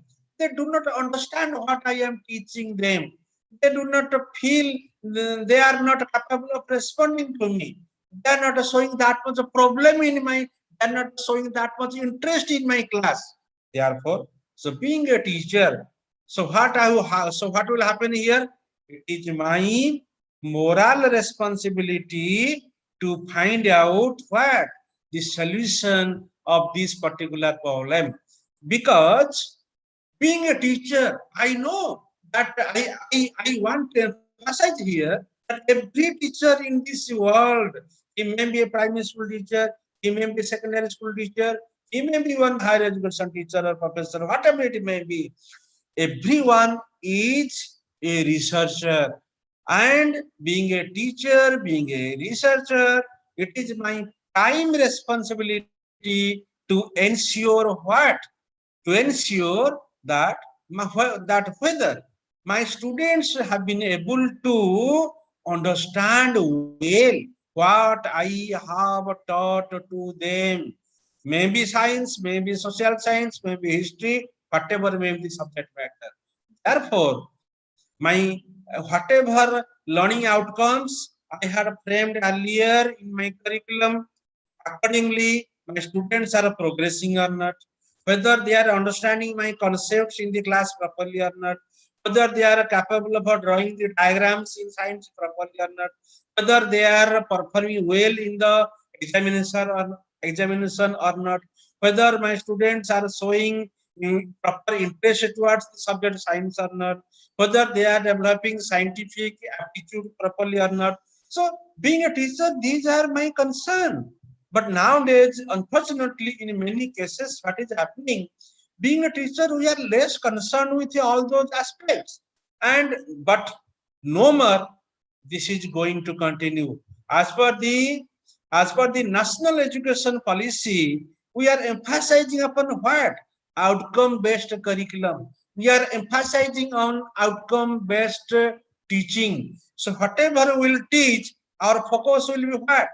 Exactly to know to that whether students have been able to develop the requisite knowledge or not, whether they have developed their understanding or not, whether they are capable of analyzing things or not, whether they have developed the requisite skills or not. How will we be able to know? Unless and until we are involved with our students, unless and until we interact with our students properly, unless and until we individually we focus upon our students, their problems, we provide them remedial measures, and we arrive at the conclusion. And this process is nothing. This is a sort of action research on the part of the teacher. So therefore, every teacher, he has to know what is action research and how to conduct action research. Therefore, action research, its major characteristic is what? It is a practical problem solving approach, and action research, the problem. What exact problem will invite the situation of conduct of action research? Means it is a perceived dissatisfaction from a situation by a practitioner. So being a practitioner, being a teacher, as what is my perception of the situation, of the context of the teaching learning environment? Am I satisfied? If I am satisfied, okay, fine, I will go ahead. There is no need of action research. But if I am dissatisfied, I may be dissatisfied on multiple fronts. Means in the behavior of the students, in the note preparation of the students, in the exam appearance style of my students, in the overt or covert behavior of my students, to what extent students are capable of presenting their viewpoint in a small seminar. So on multiple fronts, I being a teacher, I am preparing my students for their bright future. Therefore, unless and until I am concerned with each and everything of my students, I cannot develop this perception of satisfaction or dissatisfaction. All right. So therefore, our greater involvement with the students is very much required for the success of the entire educational system. And in that context, action research is a small scale intervention. It is always contextual in nature because it is specific to the problem, specific to the students, specific to a particular institution. Okay, so that is why it is contextual. And sometimes what happens, a single teacher can bring out a solution of the action research problem, or very often he has to follow a collaborative participatory approach in order to arrive at the solution of his research problem, action research problem.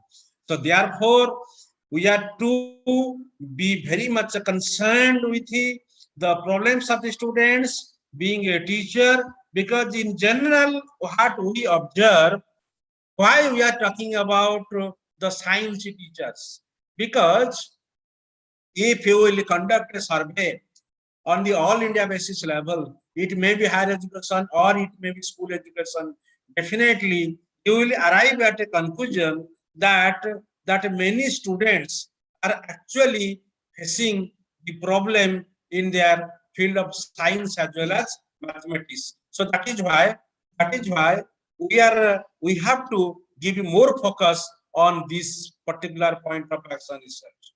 Because more elaborately to say, many students, they fail to perform satisfactorily in the subject science. Many students, they opt science at the +2 level, but they don't show proper result, very satisfactory result. After that, they discontinue that thing. Why? Why it happens? So this is also our responsibility, being a science teacher, to conduct research on this such type of issue, that actually what is happening. Actually, is there any problem of a difficulty in the content matter? Is there any problem of a difficulty in the transactional approach? Is there any problem of difficulty between establishing a connection between the teacher as well as the students? So where the problem lies? Is there any difficulty of providing proper laboratory access to the students, so that they are not showing that much interest towards learning that particular subject matter? So being a teacher, it's our major concern to reflect upon that what are the areas, what are the weak points on which our students they lack, and as a result of which they fail to show a satisfactory performance in a particular subject matter. So when we will analyze this thing, then we will be able to sense a problem that will be dealt by action research. That is why it requires a critical analysis and reflection of the situation on the part of the teachers. And this action research, it will involve both qualitative as well as quantitative methods for its solution. So why I am telling about qualitative and quantitative methods? Because generally in scientific research, particularly the research conducted by the science teachers, those are mostly laboratory, in laboratory conditions we conduct it. Mostly they are quantitative in nature. I am just coming to the point that what is quantitative and what is quantitative, qualitative nature of our research. Actually, what happens if we are adding two chemicals here in the laboratory of this Central University of Punjab, whatever result you will be getting, same result you are going to get if those same chemicals will be started, they are in any laboratory of German or America or London. So that means objectivity, more objectivity is there.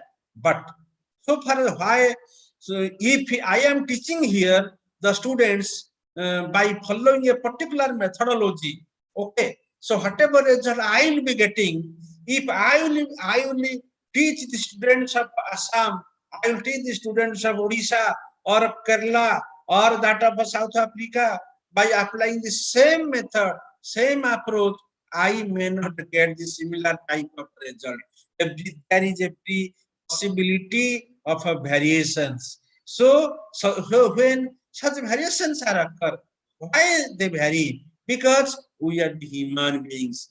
Because this is complete subjectivity factor is there, and whenever subjectivity factor is there, whenever we are obtaining data in the elaborative format, in a paragraph format, in a sentence format, that will be called as your qualitative data, qualitative analysis, and whenever there is a lot of variations, okay, and subjectivity is there, but in quantitative methods, to the point, systematic, more scientific, there is no chance of variations. But in action research, very often, as per the nature of the problem concerned, you can use qualitative method 100%, you may use qualitative method 100%, or you have to go for the mixture of both the methods as per the situation as it demands. Now, who can undertake the action research?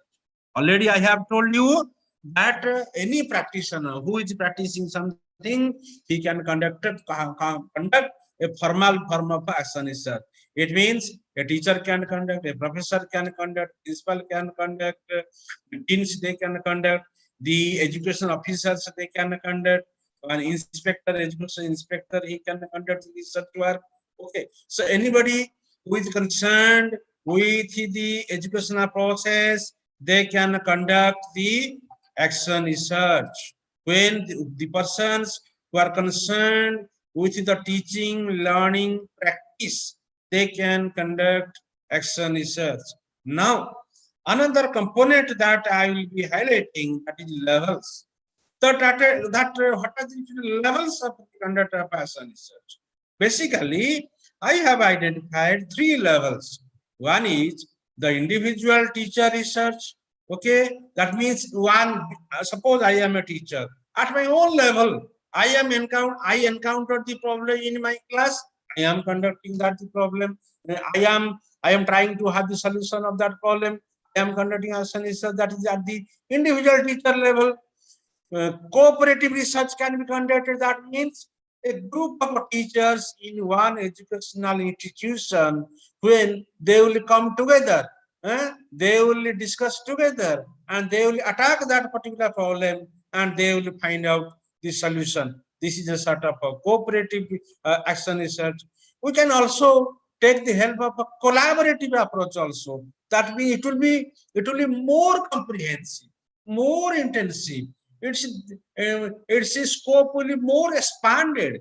That means a group of teachers, a group of researchers, teachers from the adjacent schools, even if teachers, psychologists, teachers, researchers, teachers, philosophers, teachers, medical professionals coming together in a collaborative manner, we can also strike a particular problem, and we can have its solution.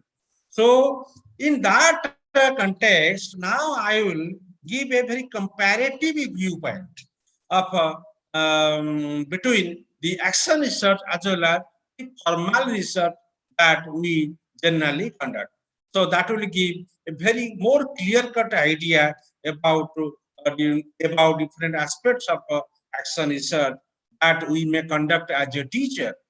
So so far as the training, so far as the training component is concerned, you see, for the conduct of formal research, okay, formal research in the sense very descriptive type of research, historical research, where more rigorous expertise is required while conducting laboratory clinical research.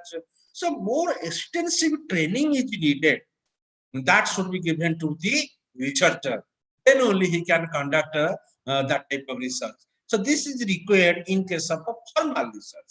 But in case of action research, no such rigorous training will be required. Any teacher without any sorts of rigorous training in the field of research methodology, he can also try to find out the solution of the problem at his own level. Maybe difference will be there definitely. The person, the teacher who is trained in the field of research, who is having expertise in the field of research, when he is conducting action research, and a person who is not trained in the field of research, he may also conduct research, though the way of conducting the research will vary, but no problem, both can conduct the research, both can arrive at the solution of the problem in their own level. So that is why in one line I will say that for the conduct of action research, no such rigorous training is required as it is needed in case of a formal research.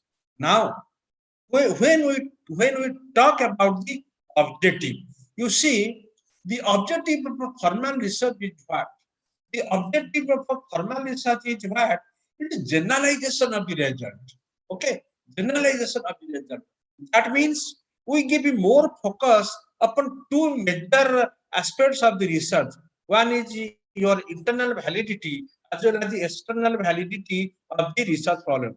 That means whatever you are researching, to what extent it is true, to what extent we can depend upon the result, number one, and to what extent the results can be applied to a outer situation, to a general situation, to the outer environment, across the states, across the culture, across the country, how broad generalization can be made externally to the external situations.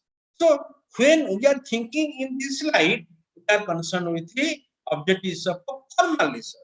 But so far as the action research is concerned, here the findings are of a local applicability. In case of action research, the findings will have a specific to the contextual in nature, to that particular situation, to that particular classroom, to that particular institution, to those 3, 4, 5, 6 particular individual, which solution will be applied. So it will not have any wider applicability. And so far as the identification of problem, yes, this is very interesting thing, that in case of formal research, what do we do? In order to identify a problem, what do we do? First of all, we go for extensive review of a related literature. So from different, so from databases, from different journals, for different articles, from different sources, we search that what is the gap where research has not been conducted, what is the knowledge gap. We find it on the basis of a extensive research work. In case of a formal research, in order to identify a problem for the conduct of research. But in case of action research, very interestingly, problems are currently faced by the teacher. Problems are a part and parcel of your life. Being a teacher, the problem you will be able to identify the problem on which you have to conduct the action research on the basis of your involvement with the situation, on the basis of your dedication towards the work. So in one line I will say this will arise the problem, the identification of the problem is concerned in action research. It arises out of our level of dissatisfaction of the problem that we generally encounter in our practice. Okay, so now so far as the sample is concerned, how to select the sample? In case of formal research, so many techniques are there. Your probability sampling technique are there, your non-probability sampling technique are there. You go for simple random sampling, stratified sampling, so many different purposes sampling, so many ways are there. But here sampling is not one issue. Here sample is what? Here no sample. Simply you conduct research work on the individuals, on the persons, those are facing the problem. Okay. So there is no such sample issue here. And so far as the design is concerned, in action research, what happens? Sorry, in case of formal research, very rigorous, controlled, long time frame designs are there. So far as your descriptive research designs, historical design, experimental designs, time series design, different types of designs are there. Specifically, you have to conduct the study, pre-test, post-test, intervention. So far as experimental research is concerned, everything is rigorous, pre-planned, systematic. But here, design, we cannot frame a specific design that will suit our action research. Yes, but it doesn't mean that action research is designless. We cannot say that, right? It follows a very simple procedure, a very simple design, and here the target is to have the solution of the problem within a specific time frame. Suppose, for example, let us take a particular problem. Two of my students, in spite though I teach them on the blackboard how to draw a particular science related diagram, but they fail to draw that one.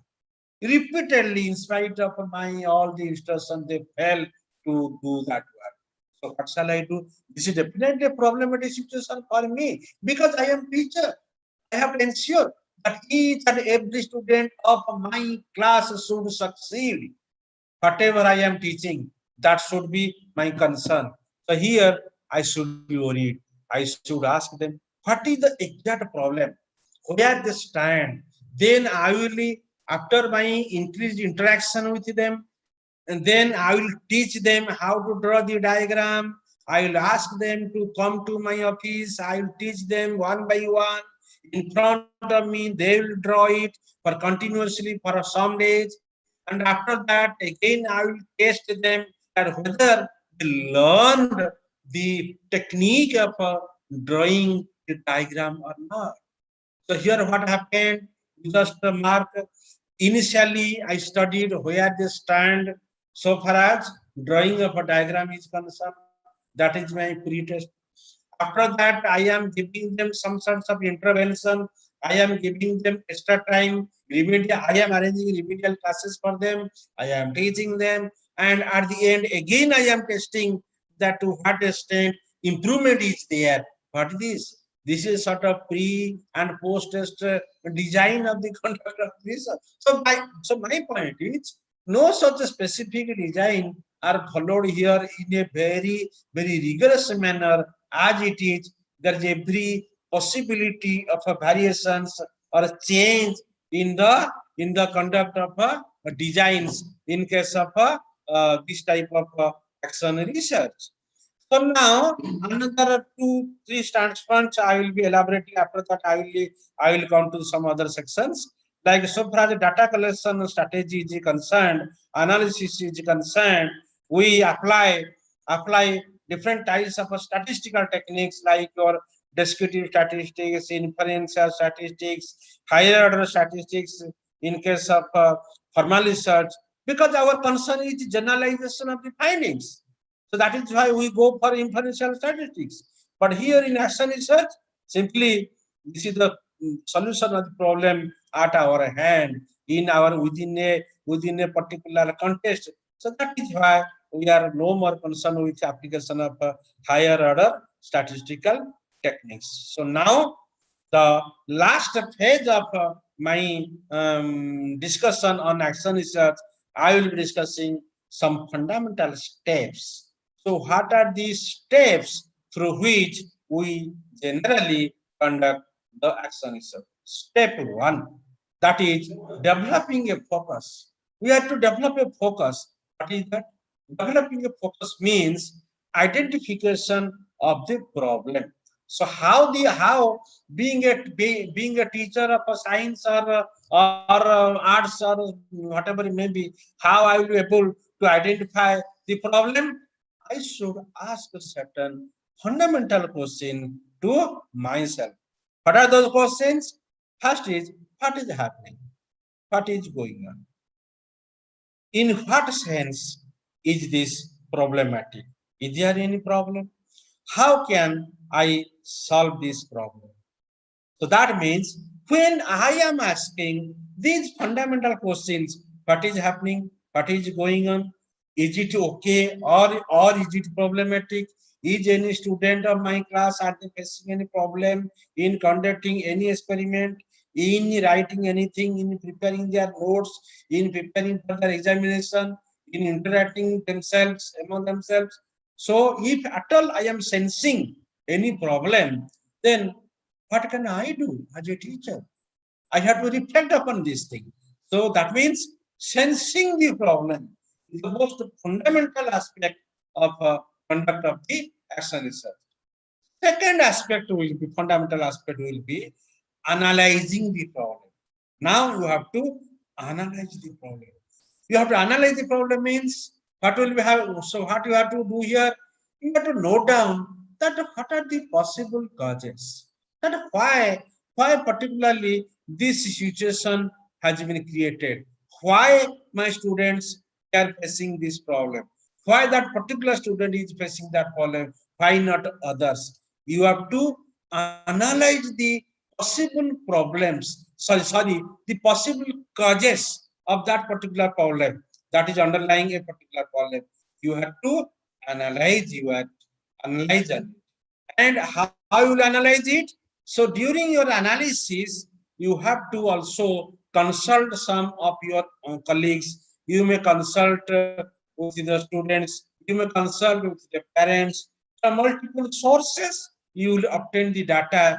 That is nothing but that is a sort of a triangulation process. That means data gathering from multiple sources, then compiling them, then you will arrive at a particular finding that yes, these are the causes of this particular problem. Cause number 1, cause number 2, cause number 3. Likewise, you have to enlist these things. Then the next step, third step will be formulation of hypothesis or research questions, whatever, as per the need of the situation. Okay, so that means here you may follow a top-down approach or you may follow a bottom-up approach. That means in the bottom-up approach, analyzing the problem you may of that particular individual, you may arrive at a possible solution, that is your hypothesis, tentative solution, or you may develop certain research questions, or on the basis of sensing the problem, then you may go for the study of the literature also. From the literature, you may find some clues that what might be the solution of the problem. So that will be called as your top-down approach. So my point is, in the third step, you have to focus on what are the possible solutions. Okay, how this problem can be solved. So now at the fourth step, that is your developing action research plan. So in this action research plan, what you are supposed to do, you have to focus here one thing, that you have to ask a certain fundamental question in the step 4, that is you are developing your action research plan. One is, what do you want to do? What do you want to do as a action researcher? What sort of intervention I want to give to my students? What type of intervention, what type of remedial measures I would like to introduce? How I will measure the data? Whatever intervention I will do, how I will measure the data, how I will collect the data. If after collection, I will analyze it, how I will measure it. What will be the baseline as well as what will be the post-intervention data? That I told you, that I was discussing just after just before few minutes, that I told you, initially you have to judge at what level those problematic students are there, or the problem of those students are. Then you are giving them some sorts of extra training, remedial coaching. After that, again you are testing what is their level. This is nothing but this is your baseline as well as post intervention and data that you are collecting. Then you have to put certain questions to yourself that what tools are necessary to gather the data. Whenever you are discussing with the problem, you are trying to, during your action research, you are trying to solve the problem. Naturally, you have identified the problem. You could know that these may be the possible causes of the problem. So such and such intervention will be required for the solution of the problem. So now, data, how to collect the data? What type of a tools will be required? Should I develop a questionnaire? Should I develop one checklist? Should I develop one scale? Or should I simply observe the students' performance? Okay. Should I video record the performance of the students? Should I should I contact the parents? Should I contact their peers? Should I contact the other teachers, those are teaching them?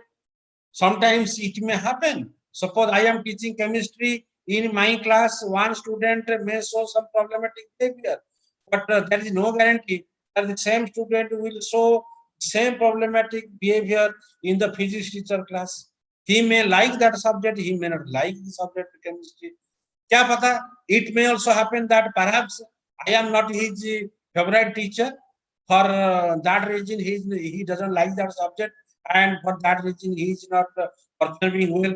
So my point is, multiple cases, reasons may be multiple. So I have to focus. I have to search that how I will collect the data, from where I will collect data, through observation or through written test.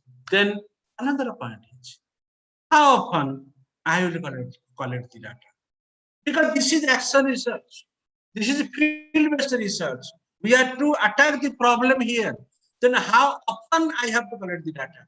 Sometimes what happens when I identified a problematic child, and when I interacted with that child, or when I interacted with their classmates or teachers or parents, one day I may get a particular type of data. If after a gap of 3 days, again the same type of data I am going to collect, I am get another set of data. So if I am if I am observing a particular child in the morning time, I may observe a particular behavior. In the evening time, I may observe another type of behavior. So my point is here, you have to, as a researcher, you have to take a decision that how often I will collect the data, for 5 times, for 3 times, for 4 times. My point is, number of times that depends upon the situation, that exactly what you are going to solve, what problem you are exactly going to solve. On that basis, we have to take a decision that data will be collected how many times, for how many days, and the same type of data, how often it will be collected. Such decisions will be taken. Then I have to see how will you know that it worked or did it work. That means whatever intervention I gave to my students, okay, whatever extra teaching or extra program I introduced for the solution of the problem, how shall I know that it is working well or not? So I have to devise the means. Then have you spoken? Yes, another major issue, ethical issues are there. You all definitely will agree with it, that before the conduct of such research, action research on any students, have I taken the permission of my head of the department, my head of the institution? Have I taken the permission of the parents of that particular subject? So these are certain ethical issues. Definitely, we cannot ignore these things. So therefore, we have to come to this fifth step. That is simply your analysis of data and drawing of conclusions. Okay. So when all the data are collected, just after intervention, then fifth step will be, we have to analyze the data and we have to arrive at the conclusion. And the next step will be report writing. Report writing and sharing of the findings. Yes, this is very, very important. Prior to that, in the drawing of the conclusion also, that was also very important. And report writing and sharing of findings is also important. Why I am telling this thing?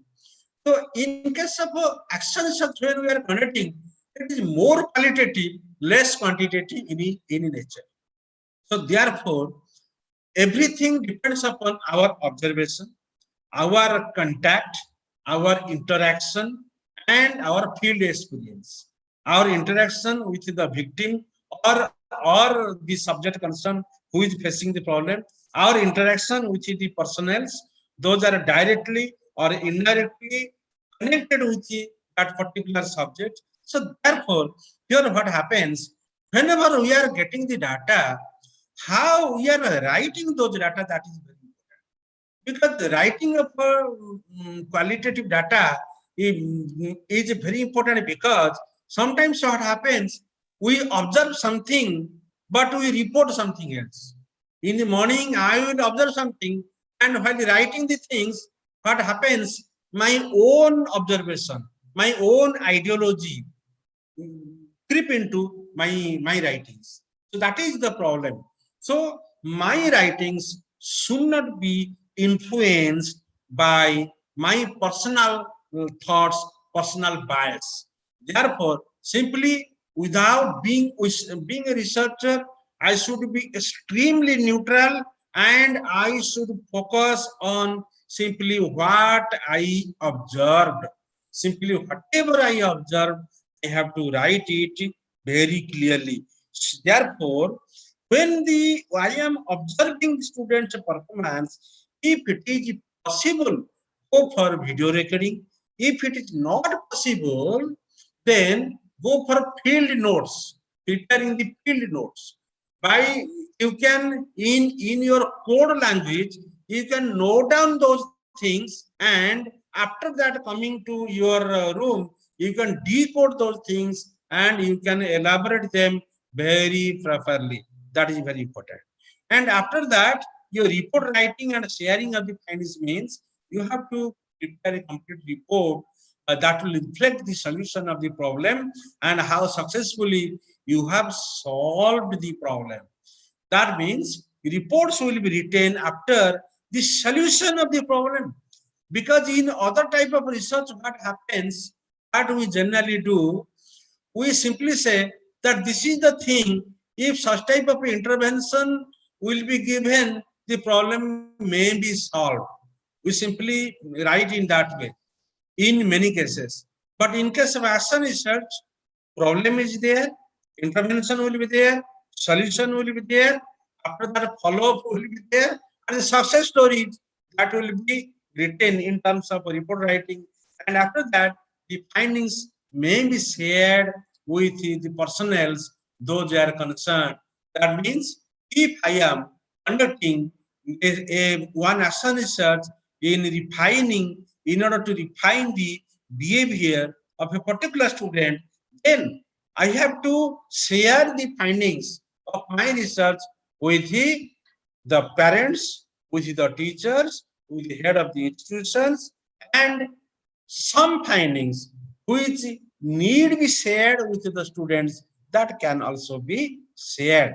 After that, we have to go for personal reflection on action research process. That means whatever action research I conducted, then I have to go for personal reflection.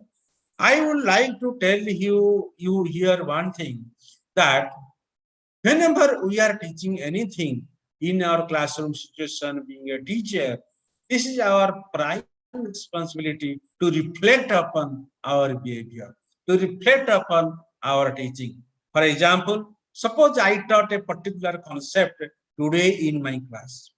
So in the evening, in the leisure hour, I should sit silently. I should analyze what I did, what concepts I taught to my students, what happened in my class, how did I elaborate the complex concepts, how did I conduct experiments in the laboratory, how many students were showing interest in the laboratory, who conducted the experiment very effectively, who was lagging behind, why that student was lagging behind.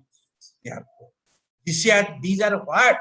These are reflection on the part of this. That means whatever I did, I will analyze. I will go for introspecting myself. I will go for analyzing my deeds, what I did, what I taught, how I dealt with my students, because only this reflection on the part of a teacher will make that teacher a perfect, true, quality teacher in the entire education system. But in many cases we simply skip it, which we should not. And especially in case of action research, we should reflect upon, we should analyze. How I will be able to analyze? For the purpose of proper analysis, certain fundamental questions I have to ask myself. Those are, did I get the desired result? That means, what was the problem? Or why I was conducting the research work? Why I intervened? And whatever was in my mind, but that means the solution of the problem, or to teach that student how to learn science, how to draw diagram, how to understand the concept, how to conduct laboratory experiments successfully, effectively, efficiently, or how to prepare proper notes for the examination, whatever may be problem. So whatever target I was having, whether I achieved my target or not, very important. Therefore, I should ask myself this question: did I get the desired results? Then another question I have to ask myself, that is, am I satisfied with the results? This is also very important one.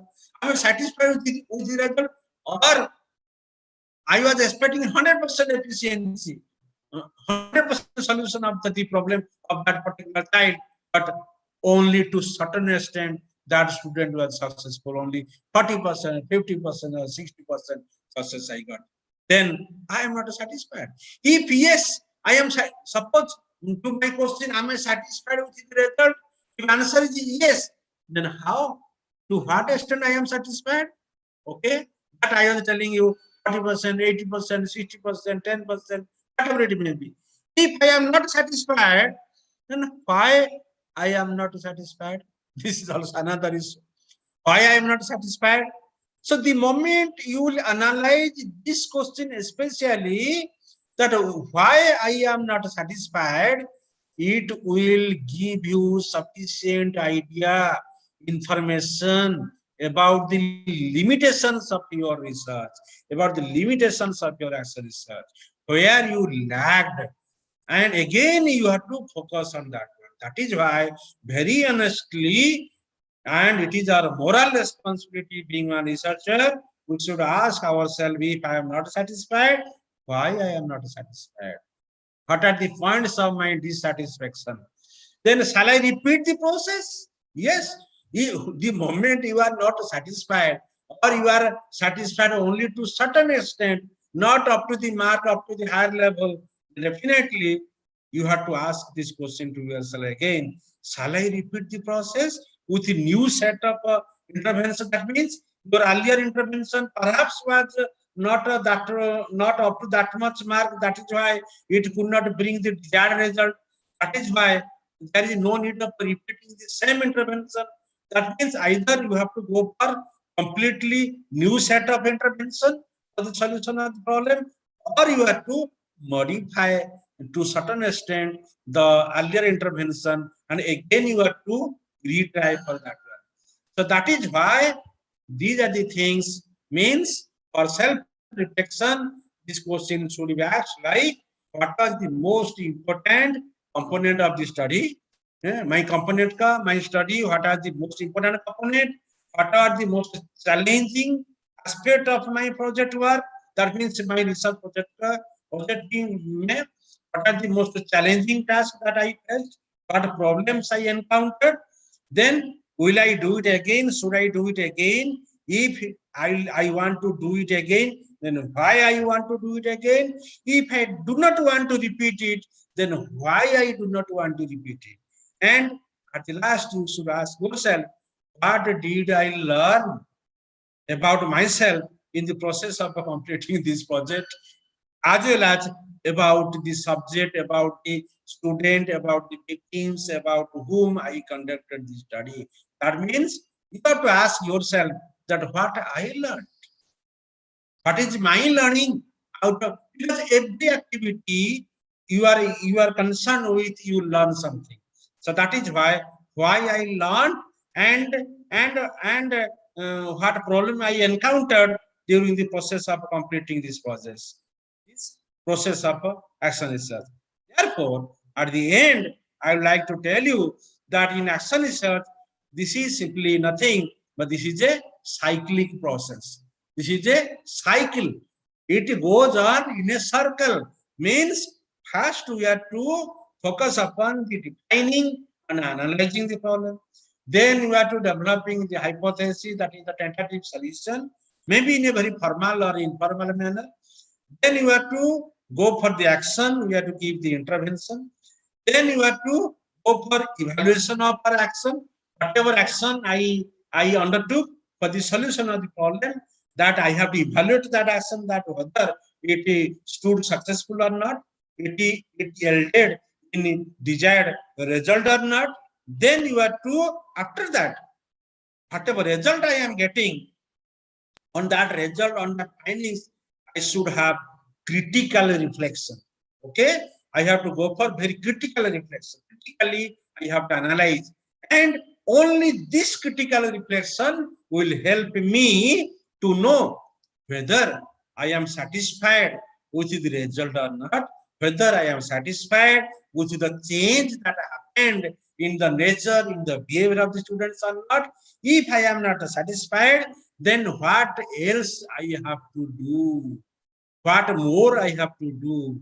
Whether I have to repeat or whether I have to modify the complete things, and again, once again, I have to repeat the entire cycle of action research.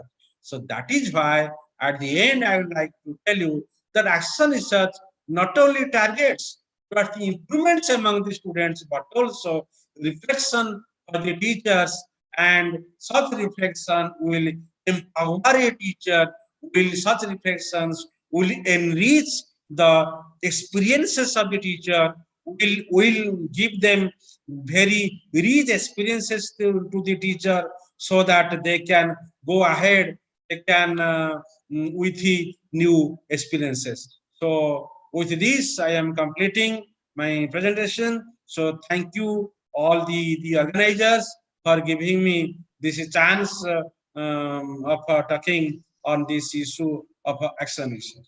So thank you all. Thank you, sir. Thank you very much, sir, for giving us your invaluable time. Thank you, sir. Thank you, sir. It's our pleasure to hear you. You have specially focused on the purposes of research in terms of creation and implicating its knowledge in our outer environment. Also, you must focused on there must be the action-oriented research. Also, you stressed on the every teacher its moral responsibility to make their progress in their students to build up their career. And also you discussed us about the fundamental aspects of the research and the different steps involved in the research process. Thank you so much, sir, for such informative and knowledgeable session you have discussed with us. Once again, thank you, sir. Okay, thank you. Now turning towards the concluding session of this seminar by one of the most important way, that is by expressing vote of thanks. And for this, I would like to invite Dr. N.P. Sanap, the head of the Department of Zoology, Sharad Chandra Arts, Commerce and Science College, Naigaon. Sanap, sir. Yes. I am audible, ma'am? Yes, sir. Very good afternoon to all of you. Education Society Naigaon, Sharad Chandra Arts, Commerce and Science College, Naigaon, Maharashtra, Department of Dairy Science and IQAC organize one-day national seminar on research methodology in sciences. Honorable Mr. Vasantrao Balwantrao Chauhan, ex-MLA and President, Education Society Naigaon, President, Nanded District Cooperative Bank Nanded, has kindly given valuable time to this one-day national seminar. We thank you, sir. Today's inaugurator, Honorable Professor Dr. L.M. Wagmare, Dean, Science and Technology, Swami Ramananda Tirtha, Marathwada University, Nanded, Maharashtra, though very busy in his schedule, has kindly spent his time for this national seminar. Thank you, sir. Honorable Professor Ravindra Vasantrao Chauhan, Secretary, Educational Society, Naigaon, national seminar. We thank you, sir. On behalf of Sharad Chandra Arts, Commerce and Science College, Naigaon, Maharashtra, I thank today's resource person, Honorable Professor Dr. Sushil Kansal, Professor of Chemical Engineering, Punjab University, Chandigarh, India. We have heard today. We express our regards to you, sir. We express our gratitude to today's resource person, Dr. Sesadeva Pani, Assistant Professor, Department of Education, Central University of Punjab, Batinda, India. We have heard today. Dr. K. Haribabu, Principal of our college, has kindly consented permission for one-day online national seminar to be conducted. So we express our gratification. I cannot forget valuable contribution given by Dr. S. B. Wadekar, Convener and Head Department of Dairy Science, Co-Convener Dr. P. R. Lokalwar, Librarian, Mr. Amit Pandey, IQAC Coordinator, Dr. V. P. Kaude, NAC Coordinator, Organizing Committee members, all participants, teaching and administrative staff, students and every person for their contribution for the success of national seminar. Thank you, everybody. Have a nice day. Within 5 minutes, we will send feedback link for your e-certificate. Thank you once again. Over to Pangarkar ma'am. Thank you, sir. With the permission of all the heads and the authorities of the organizing committee, I once again thank you all and declare that this seminar comes to end. Thank you, everyone. Thank you. Okay.